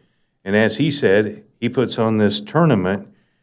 In between games, those teams, those fans are going to be spreading out through North Kansas City, discovering what we have to offer. That's just one part of it. So this does not at this point encompass the licensing fee that FIFA is going to extract. Do we have any idea what that could be? We have no clue. We are also unaware of any municipality in the region that has successfully gotten a license just yet, which, let me put it into context, because somebody had to do this for me, and it was very helpful. The licensing portal that both JD and I both applied for separately is the worldwide one, meaning that we are competing or putting in our license application at the same time as Hong Kong, Las Vegas, Singapore, London. Everybody who wants to host a public viewing party of a FIFA game, we're all going through the same portal. They received almost 1 million applications at once within a 24-hour cycle. So again, context, that helped me, because at first I was like, what the hey? Why hasn't my application even been assigned a number? And then when somebody kind of softly sat me down and kind of told me about the scale of this operation, and we were, again, countries such as Singapore are going through the same licensing portal as we are, and quite literally they are going through, if you were a host city, your application got a little higher. North Kansas City, we are not a host city. But London, some of these much, much larger cities, their applications probably getting fast-tracked. and just the scope and scale of the license for FIFA to have to sift through, even with AI, is going to take a while. Yep. So both JD and I have both applied. We kind of have told each other whoever gets the successful golden ticket email first, as soon as we have clarification, then the other one will pull back our application. That way we can secure one for North Kansas City. Perfect. I would like to base this on the contingency that succeeds, and is that at a reasonable cost? If they want $250,000 from North Kansas City for a party, I'm not inclined to give FIFA that. One of the things that we have been told is because ours is an open to the public event, meaning we are not charging, we are not quote unquote profiting from this particular one. It's considered a different style license. It's considered a community viewing license. So we're hoping that that is reflected in the permit costs. Is it written in now as a contingency? Say we don't end up getting, say it is $1 million. It's not, but say it is. And we decide not to do that. Are we still beholden to the contract with Northland Festivals to make the thing happen? Okay. Very good. Just initial, there are some initial expenses, like the insurance, yeah, if he purchases that, we cover that in here, but yeah, if it's. Yeah, I mean, otherwise. any real costs, we're not going to stick you with. That'd be pretty wild of us. Right? Yep. I apologize because I feel like I might be a half step behind some of y'all, but I'm trying to kind of wrap my head around the full cost of this party, because I know we have, probably $100,000 in a TV screen, 35 plus 15, here another 50, a license fee on top of that. It's a really broad question to ask. Are there other unanticipated costs where we might foresee? But, I'm just trying to get somewhat of a picture, like what still might be out there, as these numbers keep running up. The known hard costs, I do believe we have budgeted for. Again, the screen, which we split 50-50 with Parks and Recreation. Also remember that the funding that comes out of this is coming from the Convention and Tourism Fund. It's not the city's general fund. So those monies are collected from people who stay in our hotels, and it is really earmarked and it was by voter approval, for convention and tourism related expenses, meaning paying for things that brought people to the city. There is some, and it's one of those things that this is where JD's expertise comes in, is some of the police overtime. We are going to be kind of mirroring and understanding what those costs are based on our experiences with Snake Saturday. We're really looking at that as almost a template of what those expenses will look like. Once JD, now that, if this contract is approved, JD will be able to go out and get pricing for hard costs like porta potties and whatnot. But again, that's within that $35,000 that is within here. We can kind of keep like a running tab and report on that if you would like. It bears repeating too. The screen, while yes, a large expense, was split with the parks and is a long-term city asset that we plan to use for many other things, parks related. Well, I just want to say, I think, just to piggyback onto what Karna's saying, I recognize that the screen is an expense that can be shared with other things. Are there other potential, like known or unknown costs that we think we might incur? Because as Councilmember Saper already pointed out, and I think we all know, this likely will not be a large revenue generating event. So we're already spitting out, 50 for our part of the screen, another 50 so we're at $100K. Do we know what the benefit to the 5,500 people that live here in North Kansas City and the benefit to the businesses will be? And especially since it's going to be in just a particular area of the city, and only certain businesses will likely benefit from this.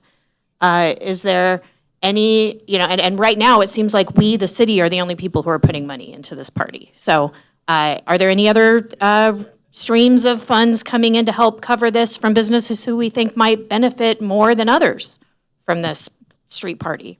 I don't know. It's just things that we want to think about. I'm sure that there are community members who have similar questions, and I just want to make sure that they know that I and others are thinking about these questions, and we're not just saying, yeah, let's just go spend a bunch of money on a party, and that we don't know who's going to show up for.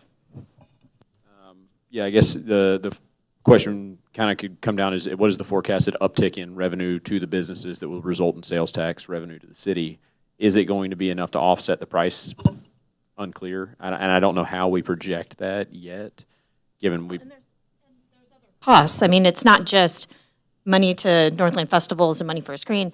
Every minute that Kim spends on this project is money that the city is spending on this project. Every hour of overtime that police or fire spend on the streets at 2 a.m. because people are out, even though the bars close at 1:30, that is money that is being spent because of this project. So we can't just say just because we've got it written down, here's the actual numbers. There are a lot of other costs that we have to think about and consider that are real costs for this project. Councilmember Saber. I agree with everything you just said, Lindsay, except that this is really almost a once-in-a-lifetime opportunity, and how would we feel if we didn't participate? It's a crapshoot, what the cost will be and how it'll work out. But I think we'd kick ourselves in the future if we didn't go ahead and do this. That's my only caveat. Councilmember Fitzgerald. I've also heard FIFA, I guess I don't know if it'd be FIFA or Kansas City, I may not phrase it exactly right, but there's going to be a large fan festival held during, I think, the duration of the event at the Liberty Memorial site. Do we have plans to, I assume that will be similar TVs and watched on, a larger scale. Do we have plans to, compete with that and actually draw people to our business here if we shell out this money? Well, a big part of it's the Go North campaign. So that's been among the Northland cities. We've made an agreement not to trample on each other's watch party, so we're not competing with every city in the Northland. But yeah, I mean, they're going to have Fan Fest going on regardless of what we do. But people will come here to watch the game to potentially avoid going to Fan Fest. Going down to the Liberty Memorial can be fun for some people. Having done it before, it was not as good a time as I had hoped for the Chiefs celebration. And people are going to find different benefits to coming up north versus going to the city, per se. North Kansas City is also home to one of the park and ride sites, which is actually right behind that building over there. Yep. Centrally located right next to our very own little street festival right here. So we do anticipate a pretty good uptake in outside visitors coming to North Kansas City, if anything, to catch one of the buses that go to either the FIFA fan site or to the games. And again, that's going to be a very large park and ride that will be operational the entire time that the FIFA games are within Kansas City. That's definitely good news. I haven't heard that one. So. I would hope that we would catch some of the lift that comes from that facility. And if we think logistically, we have the last match. So if they're driving into park and go to the stadium or to go to Fan Fest, maybe they've done it 4 or 5 times and they're like, maybe we just drive in here, park, and see what this town is about, seeing as we'll be messaging out, hey, we got a party coming up on the semifinal or whichever one it is coming up. So and I do think it's just because it's 2026 now, but I have had multiple businesses in North Kansas City reach out and ask, are we doing something? And if we are, how can I get involved? Yep. Unfortunately, I have relayed all of those emails to JD, and it does seem like we've gotten at least 5 or 6 this week, different businesses reaching out, asking, why are we not part of this? That was actually one of them. And that was actually a very large business here in town that was kind of questioning if we were going to do one of these festivals. Yep. So I don't know if the council has gotten those kind of inquiries, but we at the staff level and JD specifically has gotten a lot of inquiries from local businesses asking if we are going to throw an event, and if we were, how can they get involved? And this is the first step to doing that event, so we can start laying the logistical framework. And I believe the February Business Council luncheon, are you the keynote speaker to talk about all things World Cup prep? World Cup is in February, yes. Snake Saturday is That's this right. Thursday. So you just get to keep talking. Suddenly, my wife asked me, what do I get for a speaking cost, because she says you're spending a lot of time on this. The master of ceremonies.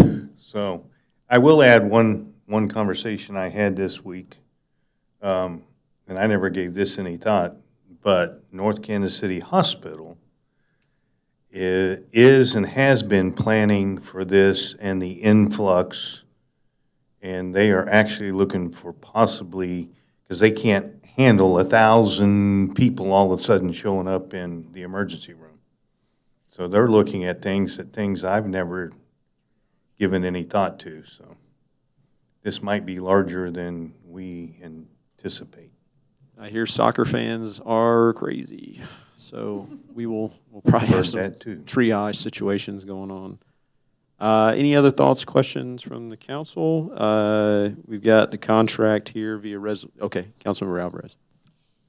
Like you said, since we're the last one, I think we probably will have a lot of people flowing into our city because they've been to the other ones. So I think it might last quite a while, maybe quite a bit longer than 11 p.m. or so.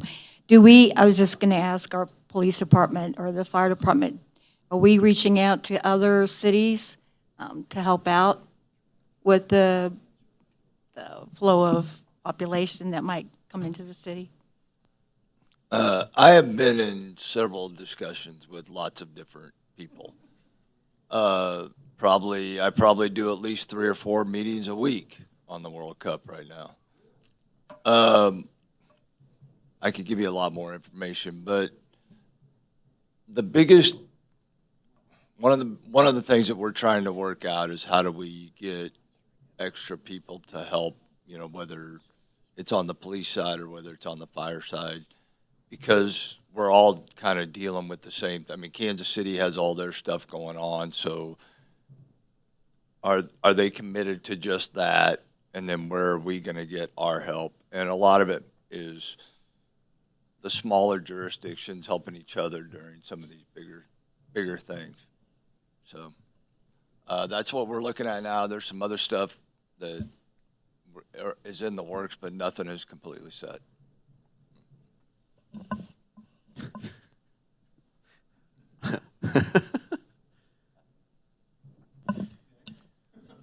This is the first time I've heard of this.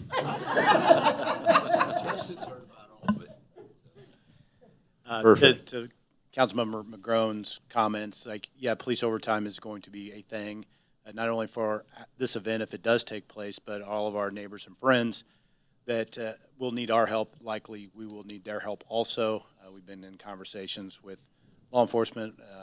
Mutual aid requests are flying back and forth almost daily now. So yeah, we will have overtime expensed here also, but we will also have overtime expensed when we send officers to Gladstone, to Riverside, to Liberty, to Kansas City, Missouri. Some of that may be reimbursed through whatever organization, KC-26, KC 2026, but that's the Kansas City stuff, probably not the Liberty, Riverside, Gladstone stuff. So yeah, it's reciprocal. It's what we do all the time for Snake Saturday. They provide us officers. We provide their officers for Gladfest and Liberty Fall Fest and Riverside's whatever. Those expenses will be there, and they won't just be specific to this day.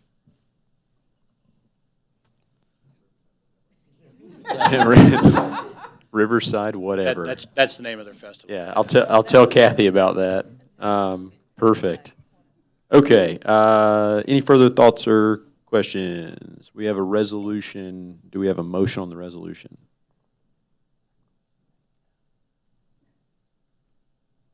It's approve or not sort of thing. Move to approve. Second. All in favor? Yeah. Yes. Any opposed? Motion passes. All right.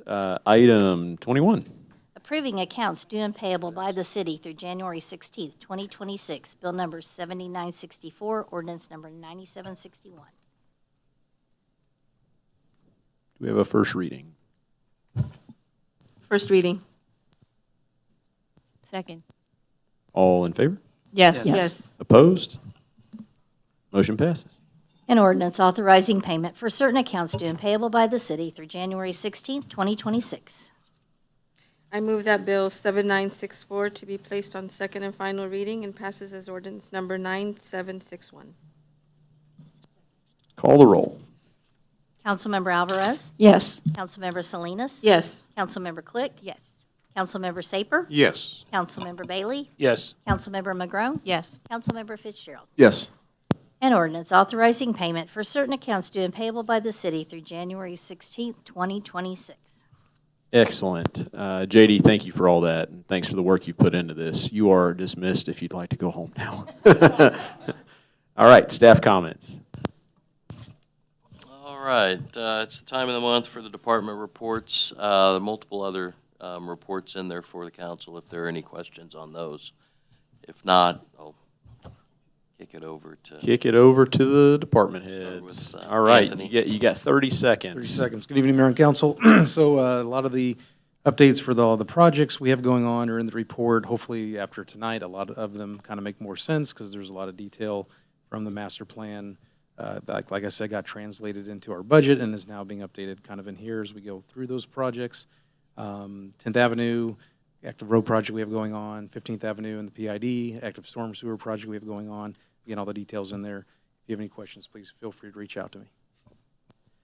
It wasn't really a 30-second limit, but I do appreciate your expediency. Any questions? Shu? I got cut. No, I thought my report was the first one. Right. But I will take it here. Yeah. Real quick, just one little thing. For the master plan update, we have selected the 3 planning commissioners to sit in the North Kansas City core team along with me to steering this entire process for our master plan update. We're very excited to start discussing about the branding. So you will see some refreshing of our North Kansas City branding items coming out pretty soon. That's it. Who's next? Good evening, Mayor and Council. Our report this month is more kind of focused on a year end and a comparison year to year, 24 to 25, just so you can run through some of the numbers that we've been providing over the month to month to show them aggregated over a year and then comparing them to 2024. So happy to take any comments or questions on those. Some of our key highlights. One of the things we wanted to kind of showcase is our continued excellent response time for calls for service, average of 3 minutes, all calls. So that's love that, love to see that. And the department is participating with Special Olympics for the first time ever. Looks like we're going to participate in the polar plunge. So far, this guy has not signed up for that. Being heavily bullied by members of my department to do so. If someone wants to sponsor me, maybe I'll consider it. Wait, run that one back. I was reading these numbers. What is this plunge? The Polar Plunge. It's an annual fundraiser for law enforcement to support Special Olympics. January 31st, everyone goes out to Longview Lake and takes a jump in the water. Sometimes most of the time it's cold. Sometimes they got to chop ice out of the way to make sure they can get it done. Stay in as long as you think you can stay in, but it is apparently fun for no one. But it is a nice fundraiser for Special Olympics Missouri. All right. Comments on the numbers. We added traffic citations in for this comparison for the top 10 number of citations that we wrote this year. Short of that, you see the highs and lows, decreases, increases in year-to-year crime, which you'll notice burglary increased a lot of it. There was a change in classification with the legislature that started August 28th that classified what we used to classify as a theft from a motor vehicle into it's a burglary charge now, a little bit more serious offense. So that you'll start to see an uptick in our burglary numbers because of that. Likewise, you should see a decrease in our stealing numbers, which is indicated in those 2 columns there. That is all for the report. I would like to use just a little bit of time to give you a heads up on something that's probably coming next council meeting from us, and that's probably 2 agreements with for the housing of municipal prisoners outside of our jurisdiction. As you may or may not know, over time we've had a lot of issues with getting space at the Clay County Jail to house our municipal prisoners. Started with COVID, then a big renovation project that they're working on, problems with the renovation project. Capacity is a big one. Staffing is another big one for them, staffing for capacity. We tried different options. We've been, years ago, we were at a private facility, Ray County Security Housing. It was not the Ray County Jail. We have worked with Clinton County before. To be honest with you, I didn't feel the Clinton County Jail was up to the standards that you would expect from a jail housing people. So we stopped that. So the 2 that we're going to be bringing forward, hopefully next meeting, is an agreement with Clay County. They have figured out a way to allow us to start bringing our prisoners up there again. The unfortunate part about it is the price has almost tripled from what we had previously paid. We knew it was going to go up. We even budgeted for it. If you recall, last year, we budgeted a significant increase in housing fees. Unfortunately, the jail never opened up most of the year, so we didn't spend that, so we dropped that back down about 50% this budget. We're at $125,000 for detention fees right now. That's, do the math, roughly a little over 800 some prisoner days from now until the end of this budget cycle. I think we would eat that up relatively quickly. We have a second option with Caldwell County that's significantly cheaper. It's $80 for a day, where Clay County is $150 per day. I didn't give you that number. The only difference there is there's significant amount of staff time to take someone up to Caldwell County, book them, and then bring them back. It's about a 3-hour turnaround probably, where Clay County is probably an hour turnaround. There's some other stipulations that the sheriff in Clay County is putting on this new agreement that we don't necessarily agree with, and we want some clarification on why it's coming that way. So these next couple of weeks will give us some time to work that out, but I do anticipate us probably bringing both agreements forward so we have options. And that's just, I took way more than my 30 seconds, and I apologize for that, but that's the report from the police department. Thank you. One question that I noticed on here is a drop by about 900-ish parking citations. Are we taking it easier on people, or are people just getting the rules straight now? What's going on? It's a different enforcement officer. Okay. So Ricky Hobbs was our parking enforcement officer for a good amount of the time where you saw the high numbers. Ricky wrote a lot of tickets, and he wrote a lot of tickets that, he used his discretion on when he could write and when he didn't write tickets. Ricky was a no-nonsense guy, and if he observed a violation, you got a ticket. 2 hours and 1 second? Maybe one or more, you might have gotten a ticket from Ricky on the dais. I don't know. So we have a new parking control officer. There was a time frame where we didn't have a parking control officer. Ricky was on some leave, so those numbers go down when the position's not filled. Yep. New parking control officer. We've been more focused on some different levels of violations with Arlie Vasquez, and so those are why those numbers have gone down some. We're focusing more on the time parking now, and not so much on.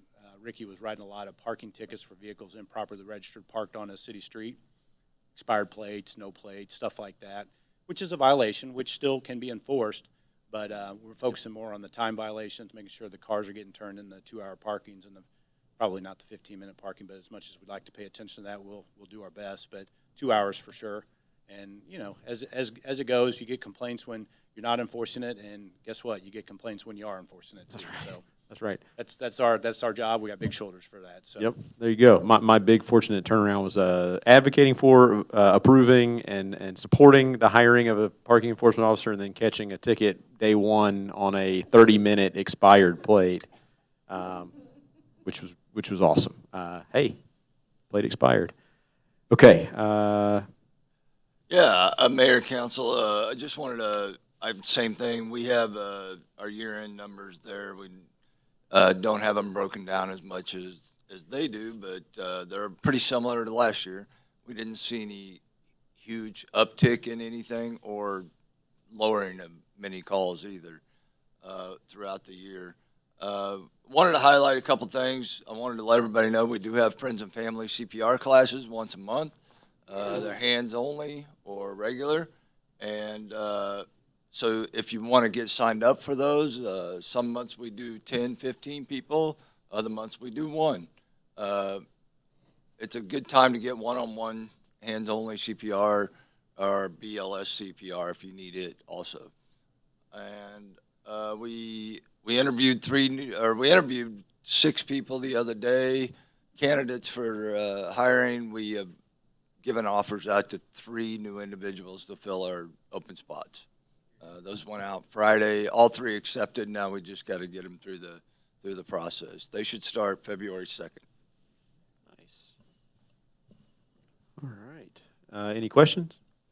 Go ahead. I have a question for Chief Freeman. If I'm coming down Swift, Northland, northbound, whatever, can I turn left to go to Canelo or McLean's? And I see no left. To park? Yeah, to park. It's not really a U-turn. Well, Right. yeah. So the law that exists there is there's a double yellow line down Swift, if I'm thinking about where you're talking about, and you're not allowed to cross a double yellow line. You're not allowed to cross any solid line, solid white line, solid yellow line, double yellow line. So, yeah, there's no left. You should not make a left turn to park in that situation. Okay. What about like on coming down from the other side, well, River Forest, coming into the city, right in front of the Armored Liquor, that solid white line, are you allowed to cross over? No, you're not allowed to.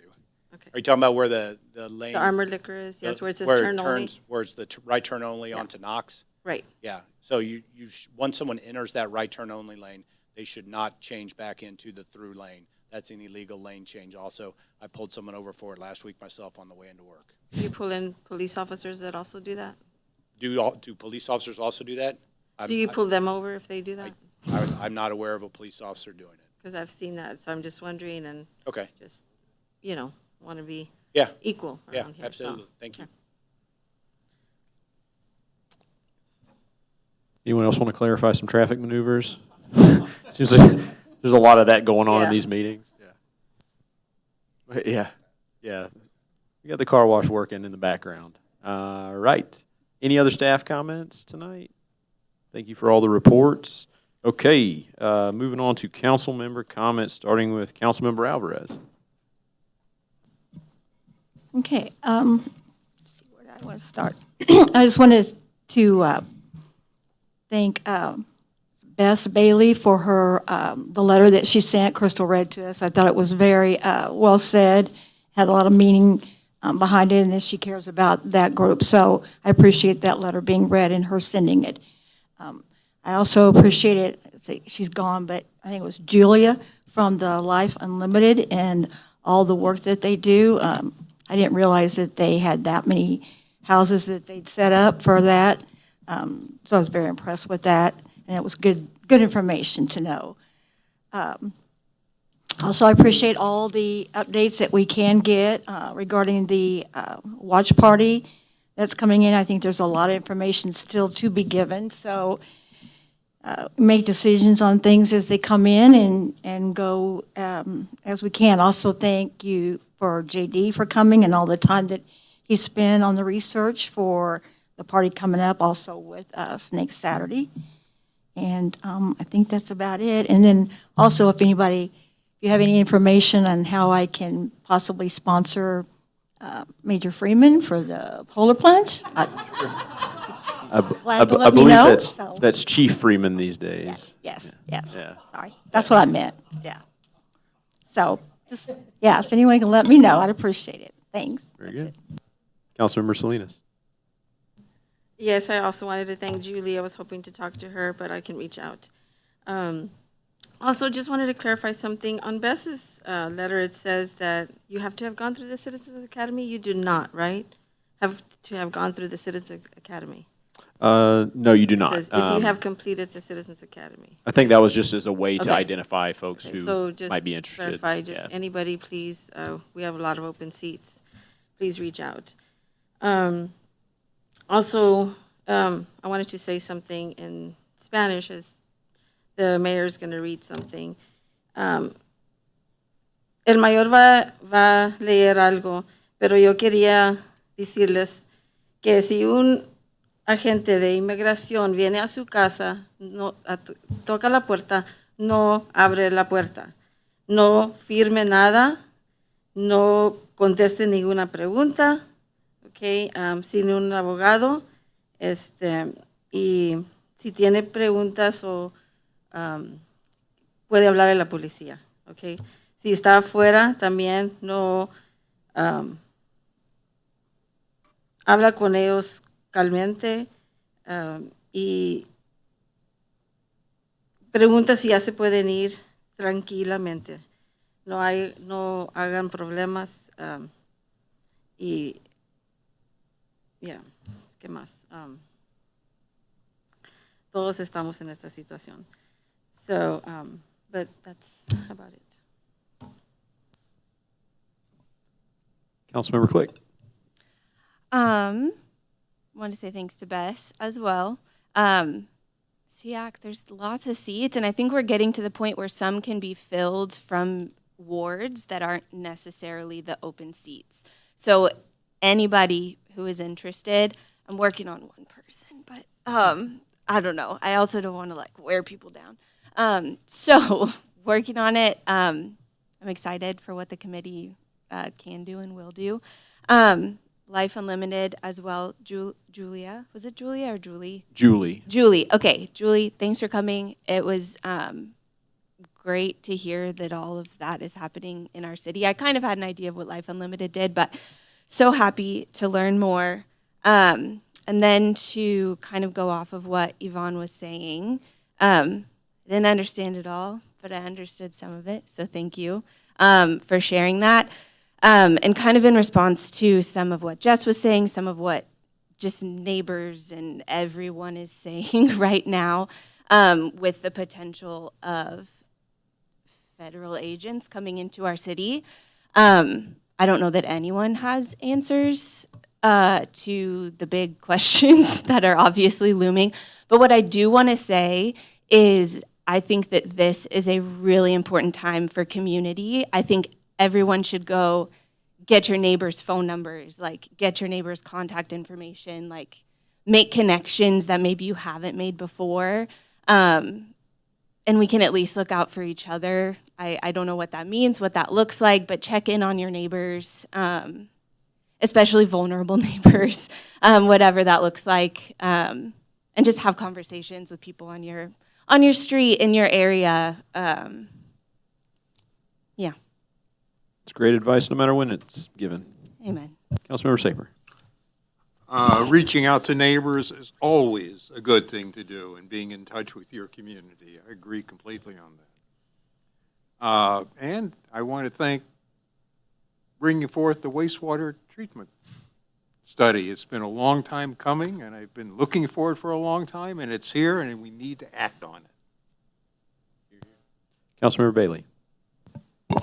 I'd like to congratulate Bethany Miles for her appointment. Enjoyed and appreciated all the work that went into the engineering report, the master plan.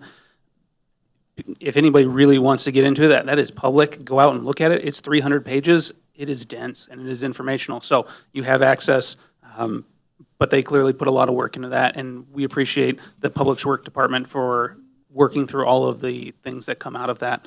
Lastly, Chief Williams, congrats on your new 3 firefighters. Dr. McGrone. The only things I would say is that I 100% agree with Councilmember Click's comments. Thank you for saying what I think a lot of us are thinking. And we live in a really great community where it's easy to meet our neighbors. And it's, I mean, heck, the houses are right next to each other. I mean, you probably already know your neighbors, even if you don't know your neighbors. So yeah, go out, shake some hands, just connect with people. It's so important and vital, just anytime, but even especially now. And also thanks to everyone who shared public comments. And I cannot wait for Latte Life to open. I am very excited.